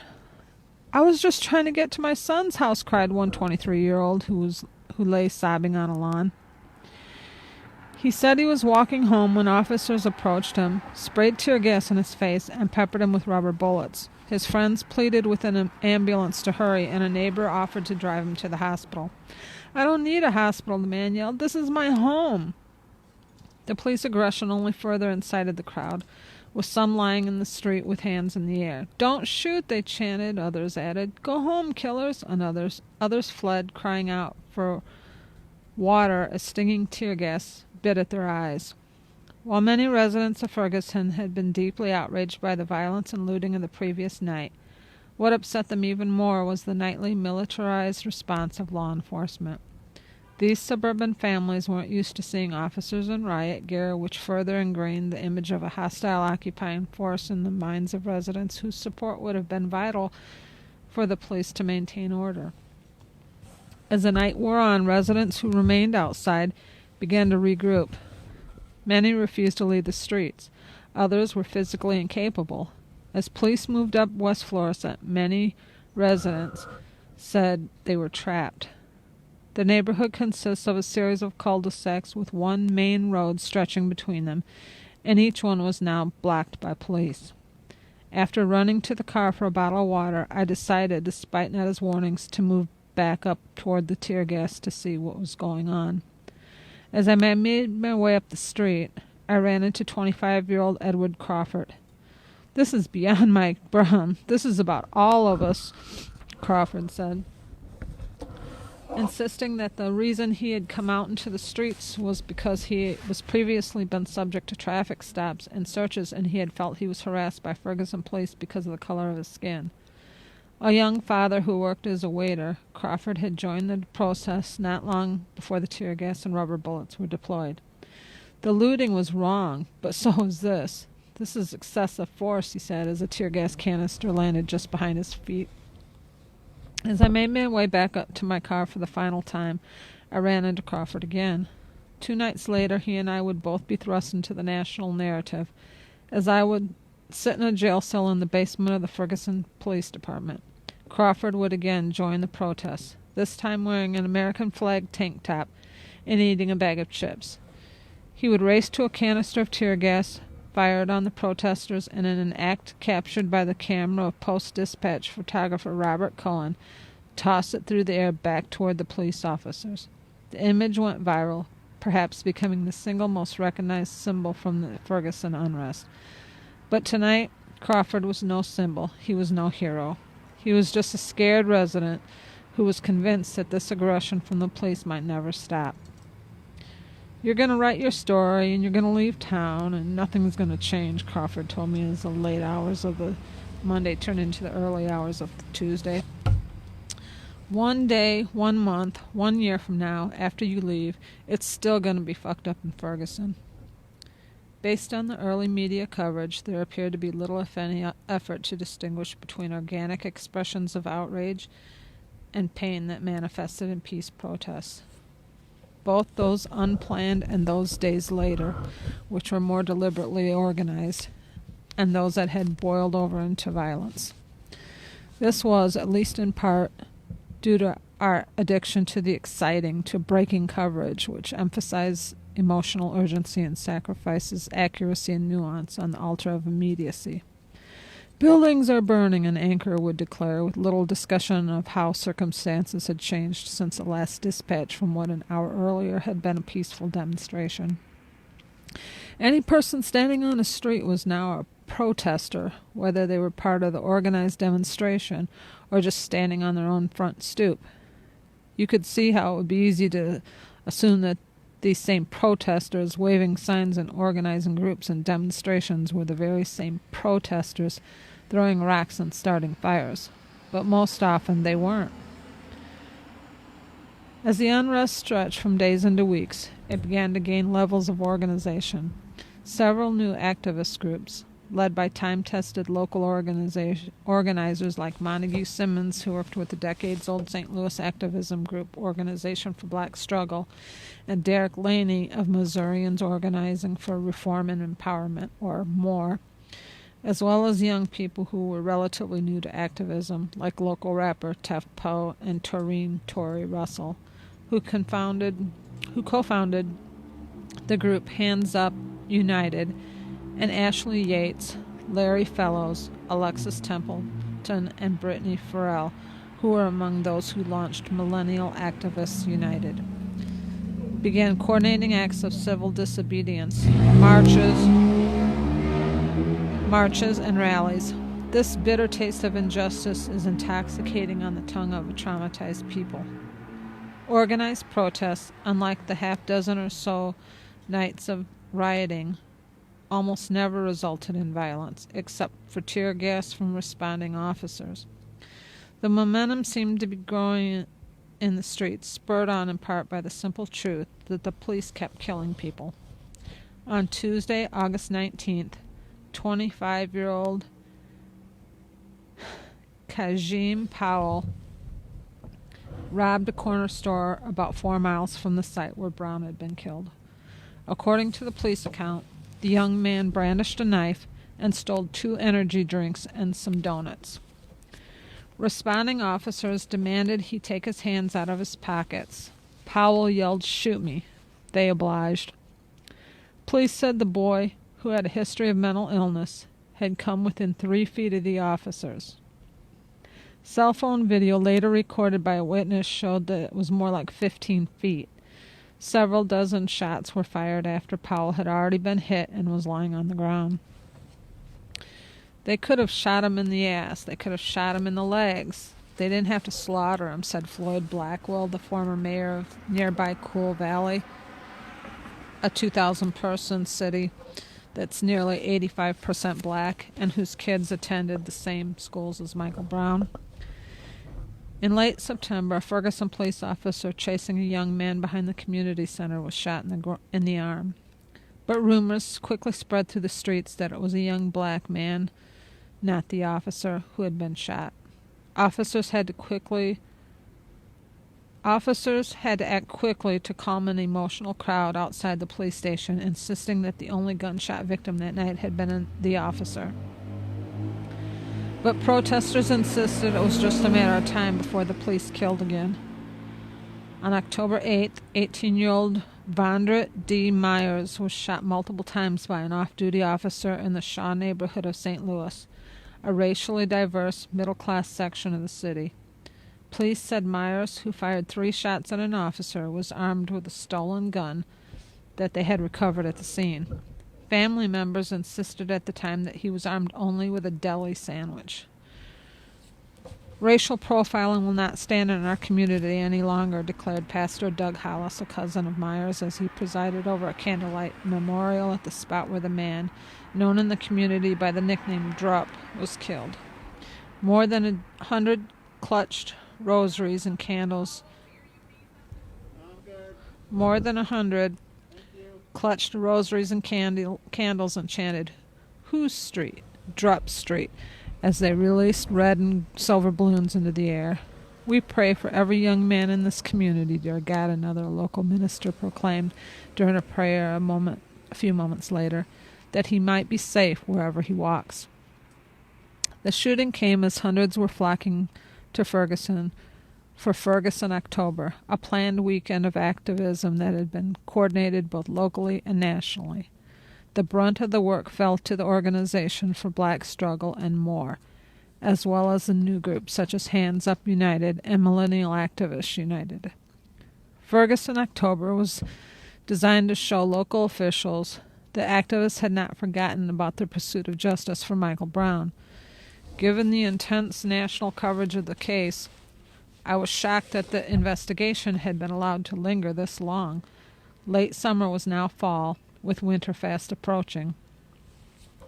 The weekend included carefully coordinated acts of civil disobedience, but no rioting or violence. Hundreds marched on and occupied St. Louis University. Ministers Jim Wallace and Cornel West led dozens of clergy into the property of the Ferguson Police Department and were arrested. And young activists like DeRay McKesson, an educator who had joined the protests from Minneapolis, and Charles Wade, a former fashion designer from Austin, helped plan roadblocks of downtown intersections that they called They Think It's a Game, during which the activists played children's games such as hopscotch and jump rope as they blocked traffic.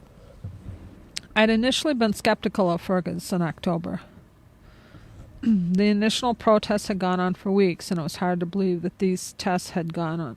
The original protests had gone on for weeks, and it was hard to believe that these activists, many of whom had never organized demonstrations and direct action protests before, would be able to replicate the organic emotion that radiated from the crowded streets during August. But the Myers shooting had sparked a new sense of urgency. Myers' name was now being chanted along with those of Michael Brown and Kajim Powell. While it would take months to sort out a full official version of what happened, much of St. Louis's black community already knew everything they needed to know. Another black young man had been killed by another white police officer. A dreadful anticipation had for months hung thick in the air. Grand jury waiting game had stretched for months, and even those of us among the press who had stayed in Ferguson for weeks eventually departed. By early November, with rumors of an impending decision, the media, myself included, had started showing up again. Each day was another countdown towards the inevitable. Darren Wilson was not going to be charged with a crime for the shooting. The city would likely break out into another round of chaos, and it would all be covered wall to wall on cable television. Netta Elsie and many other activists who had been anointed leaders of the protests by the national media had grown noticeably weary of all the anticipatory coverage.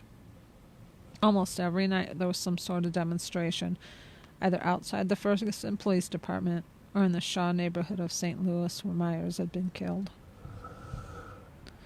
And it wasn't uncommon to find the most recognizable and best known of the local organizers screaming at the horde of media cameras to move back so actual protesters could take spots closest to the police line. At one point, Netta and several other prominent protesters decided to sit out the ongoing pre-announcement protests, arguing that it wasn't worth it to spend their nights outside in the cold on evenings when cameras outnumbered protest signs. Meanwhile, they kept getting calls from reporters like me, who to their frustration continued to ask the same slew of questions. What's going to happen if there's no indictment? Are you worried about evidence? We just had coffee with like 34 reporters, Netta told me one afternoon in November, about a week and a half before the grand jury decision would be announced, as the full force of the national media began re-arriving on the ground. There are a few reporters who I'll read their stories, and just, she said, trailing off, all it takes is one bad reporter or one reporter to just constantly works to make the black look all it takes is one bad reporter or one reporter who just constantly works to make the police look better to make me leery of talking to all the reporters from the same newspaper or station. And as it is often the case with competitive stories, media saturation bred frustration and at times unhealthy competition between reporters on the ground. Both local and national media had taken turns getting things wrong, parroting police and protester narratives that were later disproven and drawing the ire of readers and each other. The national media, many local scribes quibbled was out of touch with local context and just wanted to make itself the story. And the local media, some of the national reporters contended, was often too cozy with the police and prosecutor and was complicit in most of the deep systemic problems now exposed in the wake of the shooting.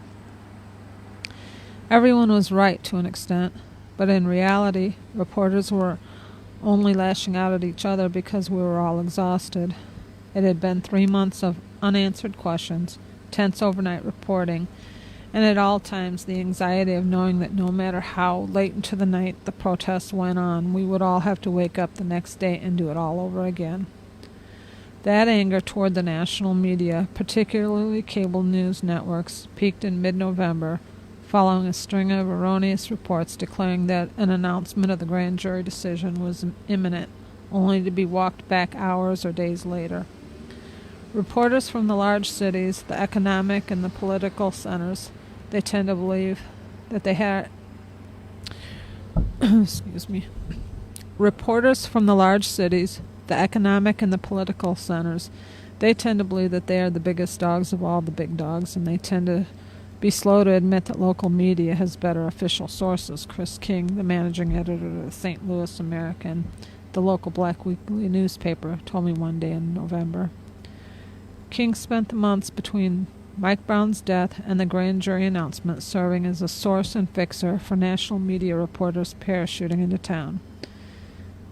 His information wasn't always right, but he was regularly in contact with police and city officials who were often reluctant to talk with the national press, certainly not on the record. A text message introduction from King could instantly set an out-of-town reporter up with an excellent source.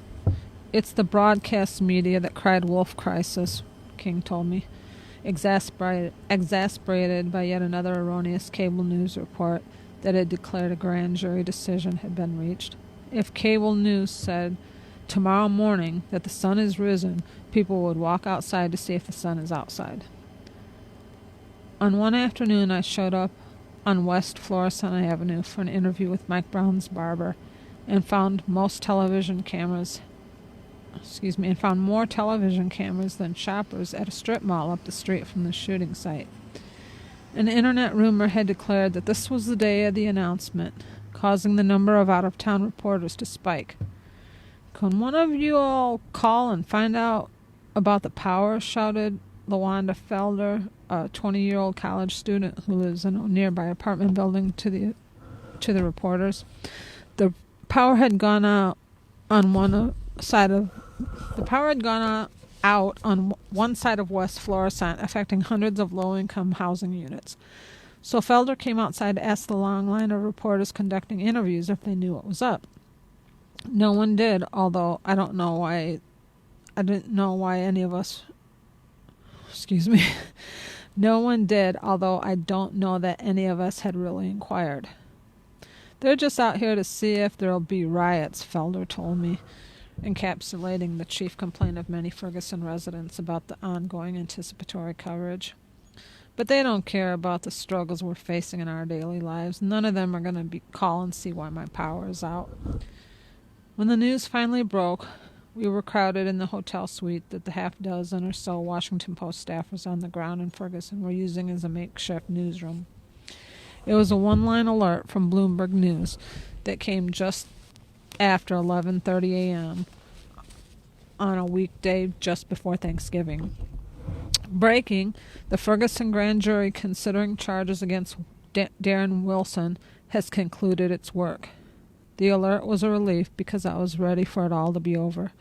The false reports that the decision was imminent, the rumors peddled by conservative news outlets that the black separatist groups were going to show up with assault rifles, the declarations of the liberal blogs that the KKK was going to be in Ferguson promoting or protecting businesses and targeting protesters. Each new report would prompt a wave of emails from my bosses back in D.C. Do we have this confirmed? Can we get this interview too? How can we push this forward?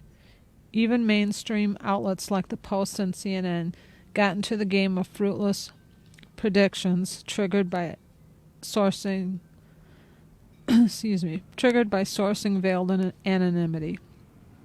In October, several colleagues and I reported that Ferguson Police Chief Tom Jackson's resignation was imminent. We were wrong. The consensus among the hundreds, if not thousands, of reporters on the ground was that most likely the decision not to indict would thrust the city back into chaos.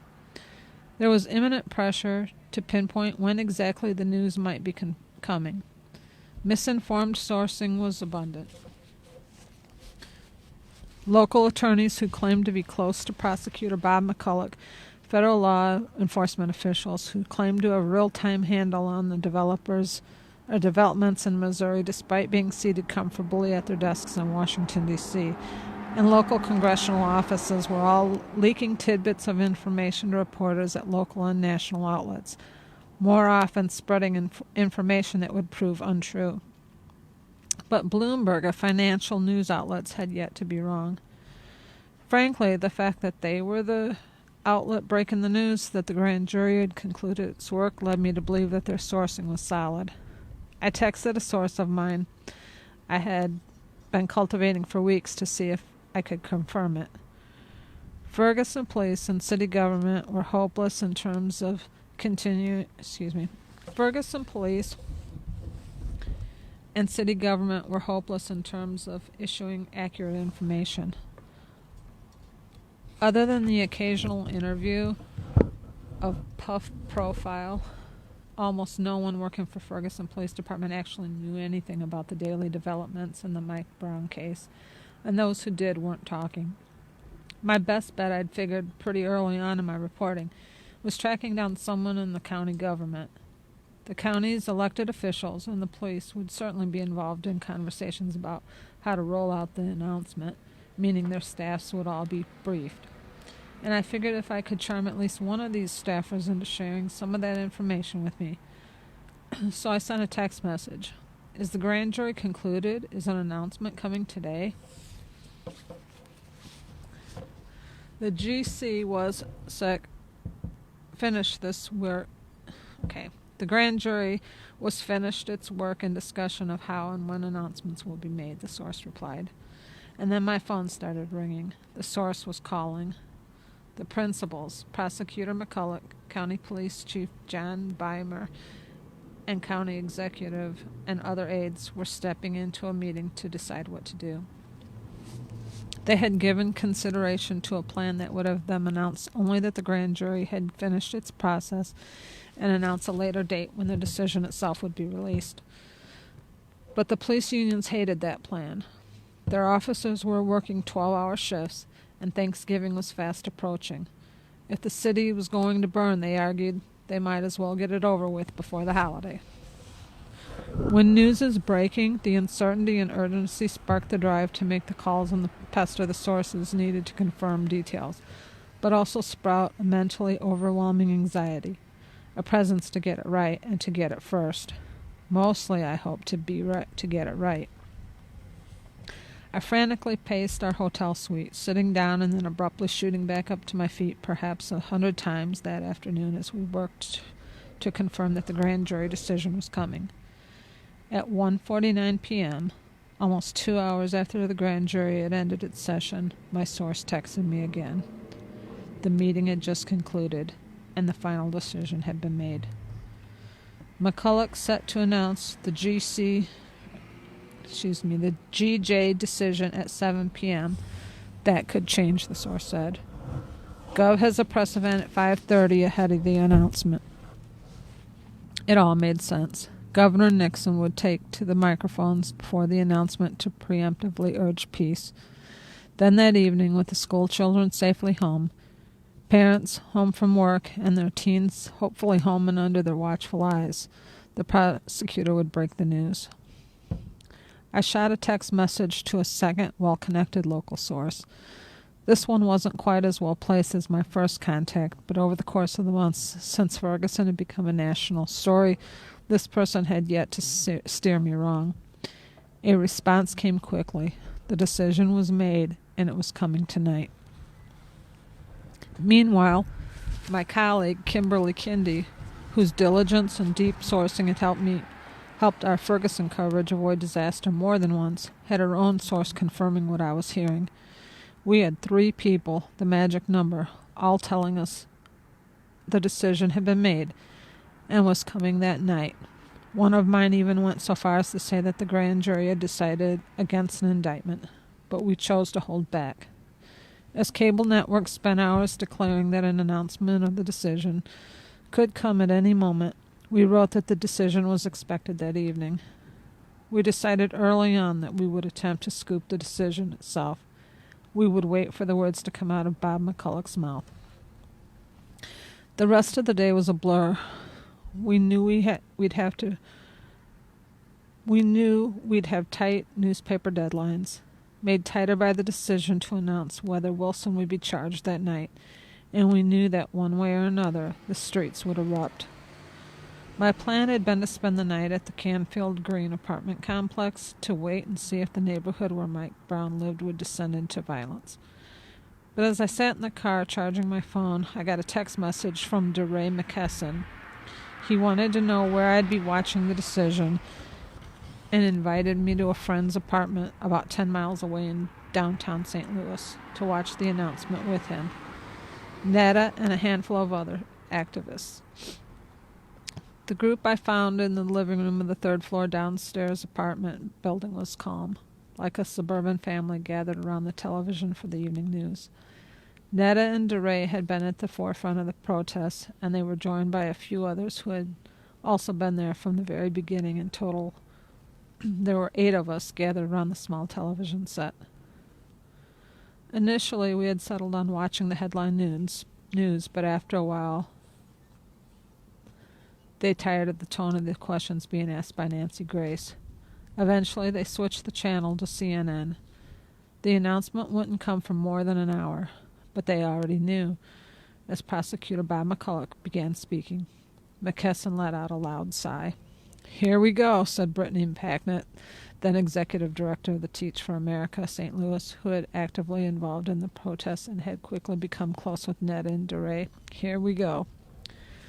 Sent each day by either Netta, DeRay, Brittany, or Justin Hansford, a law professor at St. Louis University, the Ferguson Protester newsletter had swelled to a readership of more than 21,000 people. And the newspaper's writers had become masters of the text message alert system they'd crafted during Ferguson October. The news had yet to break, but they were ready. In anticipation of Wilson's not being charged, they had prepared an open letter, written primarily by Packnett, that they planned to blast out to their subscribers the moment McCulloch made his announcement.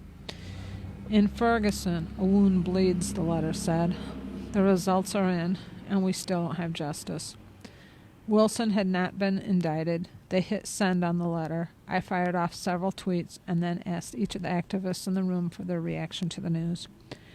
When I was done typing up my feed for the editors back in Washington, everyone in the room sprinted towards the apartment door to make the drive back to Ferguson. Several miles away, hundreds gathered outside the Ferguson Police Department, some carrying the protest signs that had been held there every day since the one when Mike Brown was killed. Everybody want me to be calm. Do you know those bullets hit my son? What they did to his body, and they entered his body? Leslie McSpadden screamed as the news was relayed. Her husband and other loved ones wrapped her in a tight hug. "Burn this motherfucker down," her husband Lewis had began screaming. "Burn this bitch down." There were fires in the streets before DeRay, Netta, and Brittany even made it to Ferguson. By morning, dozens of businesses had been torched. Ferguson police cruisers pummeled, and above it all were the festive streetlights city officials had hung, spelling out season's greetings. And I'm going to pause here. We'll be back with somebody else in a moment.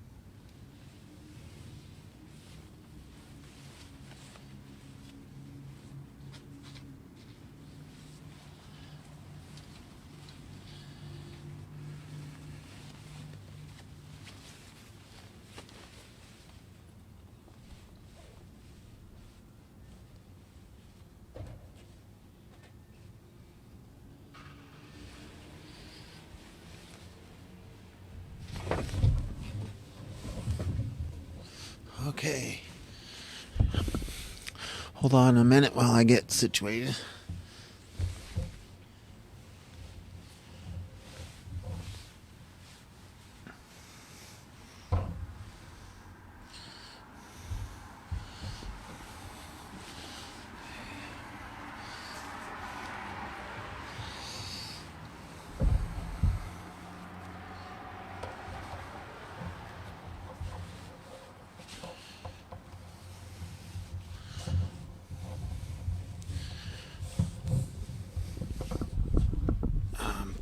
And the cord.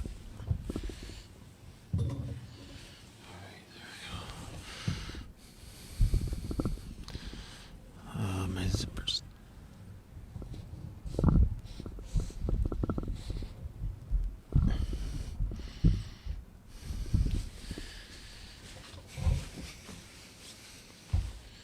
Dang it.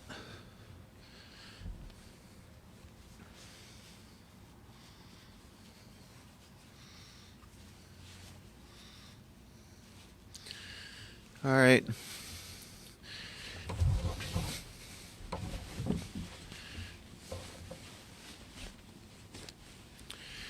Here we are, the ongoing teaching at Say Their Name Square. Day 3.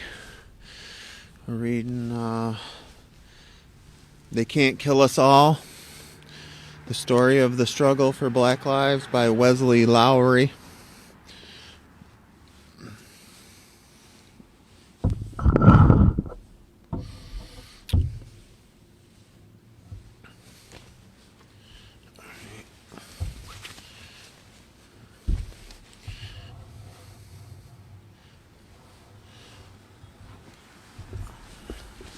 Trying to get warm here. I can bring us through till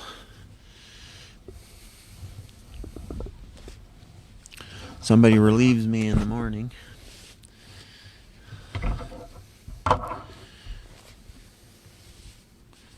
see if I can keep one mitten on.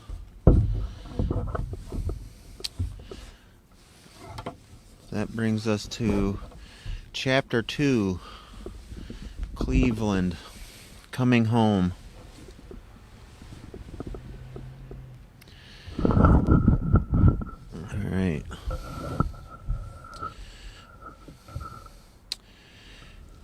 Chapter 2, Cleveland, Coming Home. It wasn't long after the grand jury decision in Ferguson that most of the media that had flocked to Greater St. Louis boarded planes back home. As the rest of my colleagues headed home to their families for their Thanksgiving holiday, I stayed in my hotel room to cover what remained after the riots, namely the cleanup.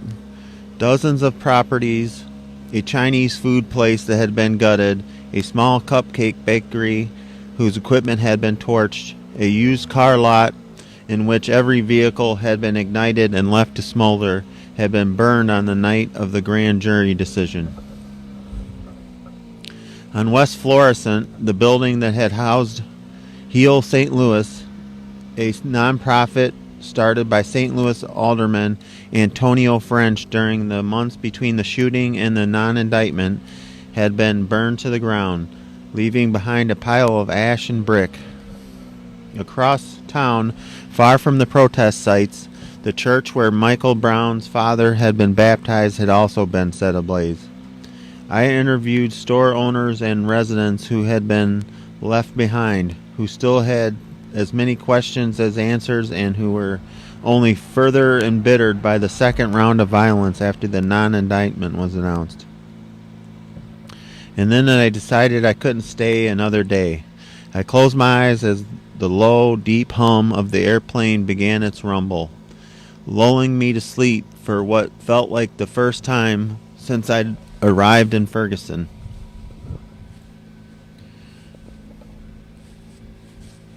Damn it.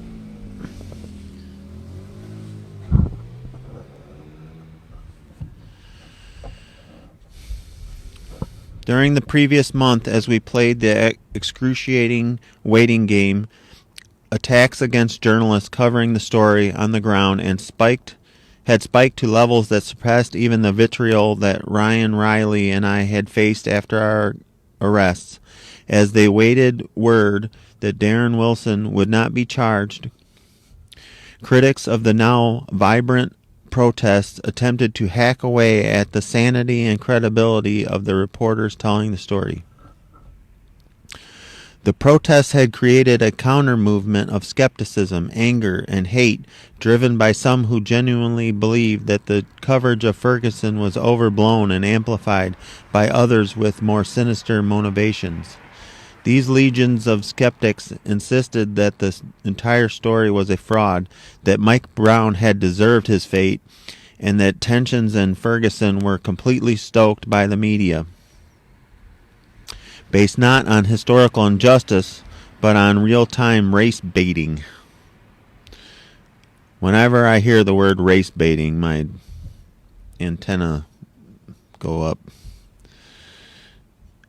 The photos and videos that we had posted from the protests had unnecessarily fanned the flames, these critics insisted, and by demanding answers of the Ferguson Police Department, by wanting to know why this young man had died, the critics declared we were now responsible for the social unrest in the streets. A St. Louis blogger took a picture of me interviewing some demonstrators at a massive downtown rally and published it in a piece that suggested I was marching with protesters. Meanwhile, back in D.C., conservative political sites had made me a routine target, suggesting that I wasn't really black. And, in what perhaps the most infuriating moment of my experience covering Ferguson, publishing my parents' home address and details about several of my immediate family members drawn from information found on my mother's Facebook page. I spent Thanksgiving as what felt like the only national reporter still stuck in Ferguson. My mother spent the day being taught by horrified family members how to change her social media privacy settings.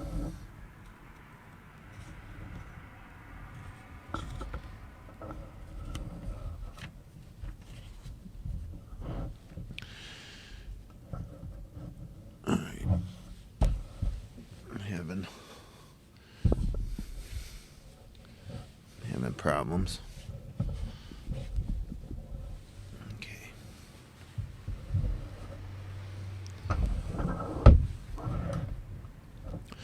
The young protest leaders had it by far the worst, finding themselves besieged by online harassment and physical threats. Local organizers like Ashley Yates and Tef Poe, young voices among the most prominent at the demonstrations and rallies during the early days in Ferguson, were followed to and from protests by police cruisers, which has happened this summer in Rockford. People were followed home from protests, and some people, we had one person that had got pulled over in their car and pounded basically for no reason, admitted later.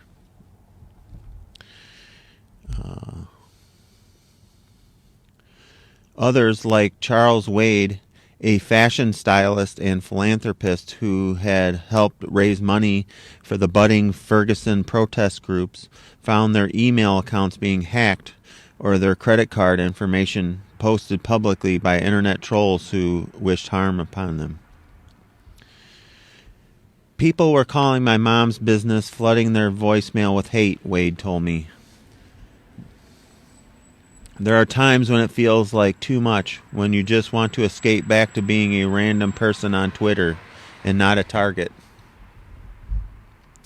When he told me that, I immediately understood, feeling besieged with hostile messages. I'd withdrawn during my final stint in Ferguson. Other than a handful of other reporters, I was talking to almost no one, spending my days pacing my hotel room, working the phones as I tried to suss out details of when the grand jury investigation would conclude. Days before the decision, I received a text message from Colin, one of my closest friends. Oh, thank you.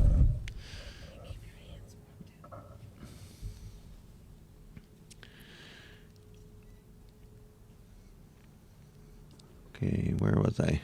I had a hot chocolate delivered. That was nice.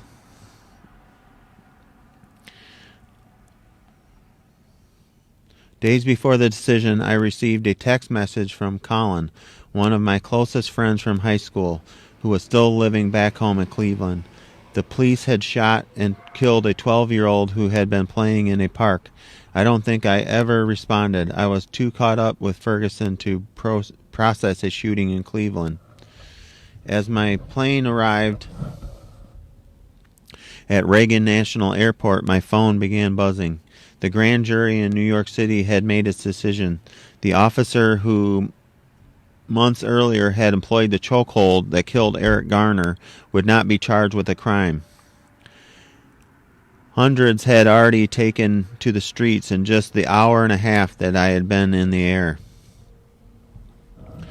I began calling the young organizers I knew in New York, many of whom had traveled to St. Louis during the previous months, and reached out to the organizers still in Ferguson who had already begun planning demonstrations for the night. Rather than ask to be delivered home, I directed my taxi driver to head to the corner of 15th and M to what was then the location of the Washington Post's office. When I arrived, the bosses called me into an office. I could take a day or two off, they said, but then they wanted me to get back on a plane, not to New York, but to Cleveland. I was running late, but I made it just in time to see the last of about 200 protesters storm into Cleveland City Hall, their signs and T-shirts declaring Black Lives Matter and Justice for Tamir. As they marched up to the council chambers for the body's final meeting of the year. That night, there was a stinging winter breeze blowing off Lake Erie and drifting through a largely empty downtown Cleveland.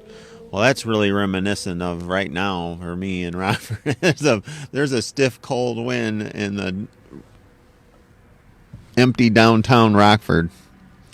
Typically, this section of the city would be quiet at this time of night, just after dinner on a weekday, with city employees gone from the public buildings, courthouse, administrative offices, city hall, that line these blocks. But on this night, there was a strong, steady sound of dissent. This is a movement, not a moment, declared Lorenzo Norris, a local pastor, as he led the racially diverse, if largely young group of protesters into the council chambers. The Cleveland protesters were incensed by a recent federal review that had concluded that their police officers routinely exerted excessive force during routine interactions and pulled their guns and their triggers inappropriately. That probe had been sparked by another shooting, the 137 bullets shooting in November 2012, during which Cleveland police officers opened fire on a car that had led them on a chase.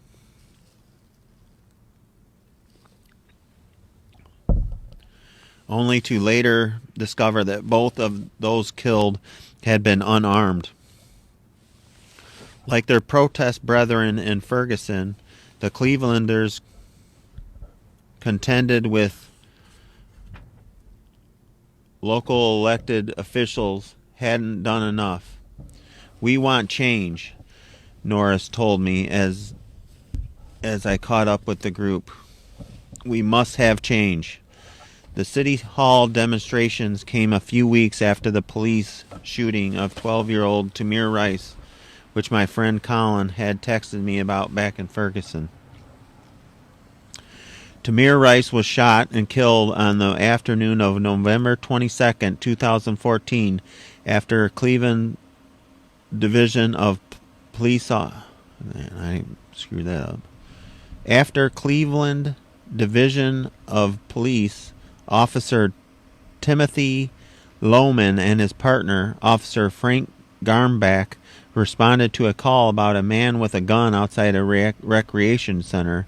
The man who called the police told the dispatcher that the person was possibly a child playing with a toy, information that was never given to Lohman and Garmbach. The officers believed they were responding to an active shooter. Lohman and Garmick approached the boy in their cruiser, pulling directly up to a park gazebo where, for the last hour, Tamir had been throwing snowballs and pretending to fire the toy weapon. Their cruiser slid on the snow-covered grass as Lohman leaped out from the passenger side door. I kept my eyes on the suspect the entire time. I was fixed on his waistband and hand area. I was trained to keep my eyes on his hands because hands may kill. Lohman claimed he yelled for the boy to show his hands, but that instead of complying, the boy lifted his shirt and reached into his waistband. Lohman said that when he saw Tamir's elbow moving upward and the weapon coming out of his pants, he fired 2 shots. Video of the shooting, captured by a security camera installed in the parking lot just a few feet away, showed that it took less than 2 seconds after the officers arrived for Tamir to be shot dead. It's unclear if Tamir even knew who had pulled up on him before he was on the ground. A bullet lodged in his chest.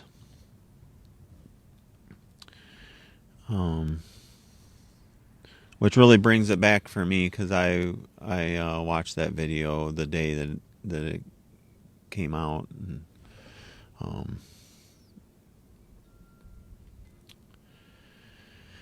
it was really emotional. At its core, Tamir's death is a tale of stunning systemic police incompetence and indifference, wrote Philip Morris, the sole black Metro columnist at the Cleveland Plain Dealer, in a column penned after it was revealed that Cleveland police had hired Tim Lohman, the officer who shot Rice, without checking his references or running a serious background check. Had the city done that, they would have uncovered job reviews from the suburban department where Lohman once worked that described him as weepy and distracted.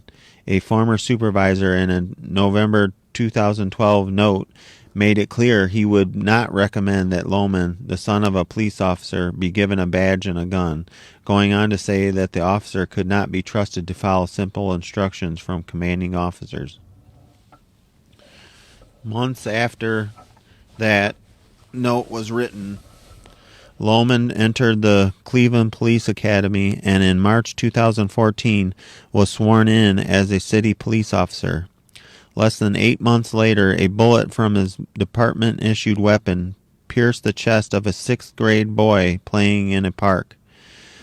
The city of Cleveland killed Tamir Rice when it issued Tim Lohman a gun, Morris wrote.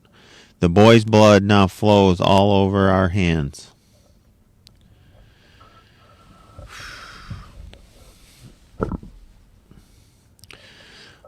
Later that night, once the City Hall protest was wrapped up, I drove over to see Colin. Colin and I had been like brothers since meeting early in high school. In many ways, we couldn't be more different. He is confident and outgoing, well-dressed and poised.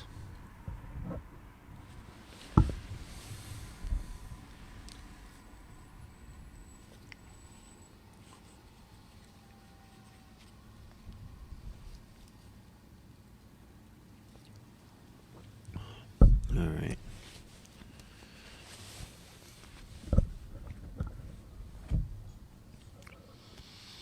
When we met, I was still quite dorky, a teen with wire-rimmed glasses, was too socially nervous to score any invites to house parties on the weekends. A basketball standout with cunning charisma, Colin was the alpha male in the group of popular young black men a year behind me. The son of one of Cleveland's most successful businessmen, he carried with him a sense of swagger and style, which in early high school simply meant that his clothing fit properly.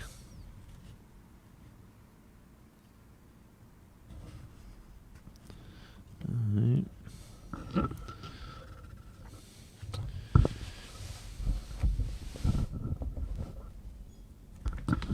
Alright, having some difficulty here.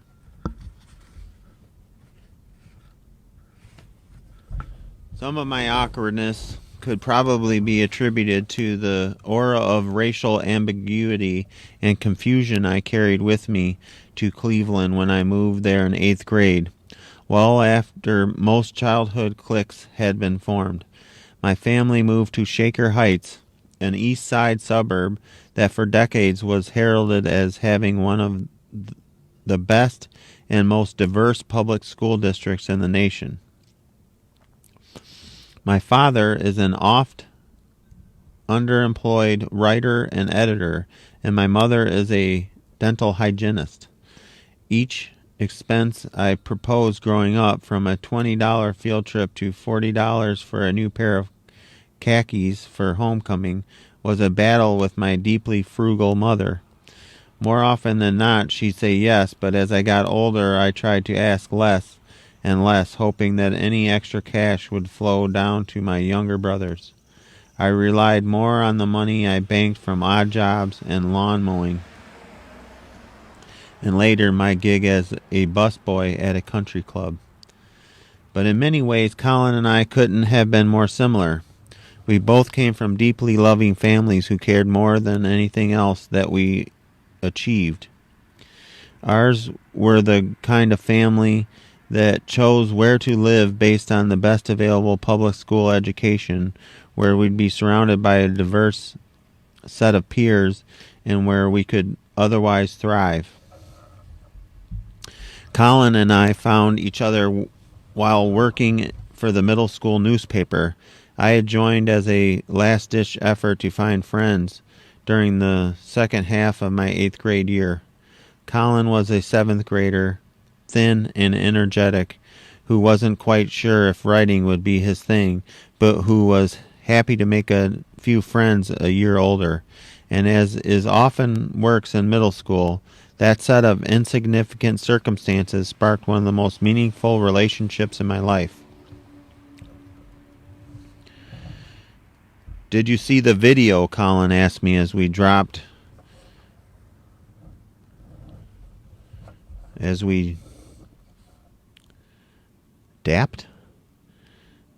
and hugged, making our way into his living room, plopping down on the same couch where we'd watched Cavs playoffs games during LeBron's first stint in Cleveland. We weren't exactly surprised by Tamir Rice's death. We knew the Cleveland police weren't known for their rigor or calculated decision-making.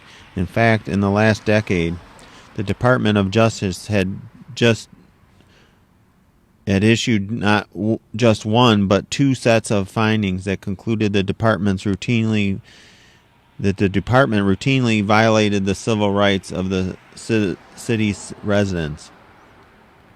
As young black men from the suburbs riding through the city in cars a little too nice to have either of us behind the wheel, we'd had our fair share of colorful interactions with Cleveland's finest. But before I could even answer Colin, a familiar voice burst from the stairwell. "Is that Wesley I hear?" Colin's mother exclaimed as she made her way into the room, and I jumped up from the couch, took off my hat, and wrapped her in a hug. As we pulled back, she paused, her hands still on my shoulders, and a huge smile creeping across her face. She'd watched me grow up, quite literally, in this living room, from that scrawny kid with the glasses who was the editor of the high school newspaper into a national correspondent for the Washington Post, whose voice she'd occasionally hear bursting from a television at the beauty salon. Now let me guess, you're writing about that Tamir Rice shooting, right? She said. Isn't that just so awful? For the next few minutes, the three of us ran through the conversation that had taken place in countless other living rooms. Colin was immediately skeptical of the account of the shooting given by the officers and believed that the since-released video, Metro Enforcement. So, okay. We've had a pretty heavy police presence tonight, or this morning, since I've been here at midnight. So it's 8 RPD. One of it's with his lights on, that he only went a couple blocks with his lights on. A state police officer, 4 state protection services, which is like Metro but a different company, and now Metro.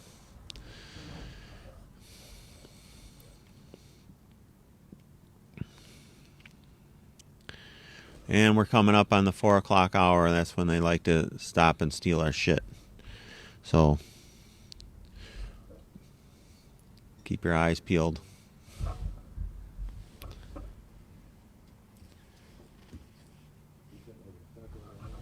What's that?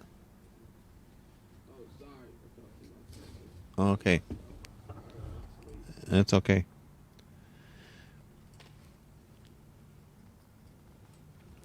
For the next few minutes, the three of us ran through the conversation that had taken place in countless other living rooms. Colin was immediately skeptical of the account of the shooting given by the officers and believed that the since-released video of the shooting raised even more questions. And besides, it was just a kid with a toy playing in a park, he reasoned. He shouldn't have ended up dead.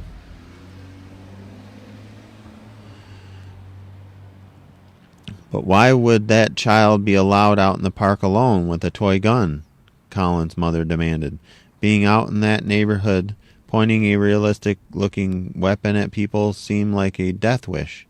Where were his parents or his siblings? Yeah, but parents can't be everywhere, I offered up in response, then added with a chuckle, Lord knows you and my mom raised Colin and me right, but we still found our fair share of trouble when we weren't looking.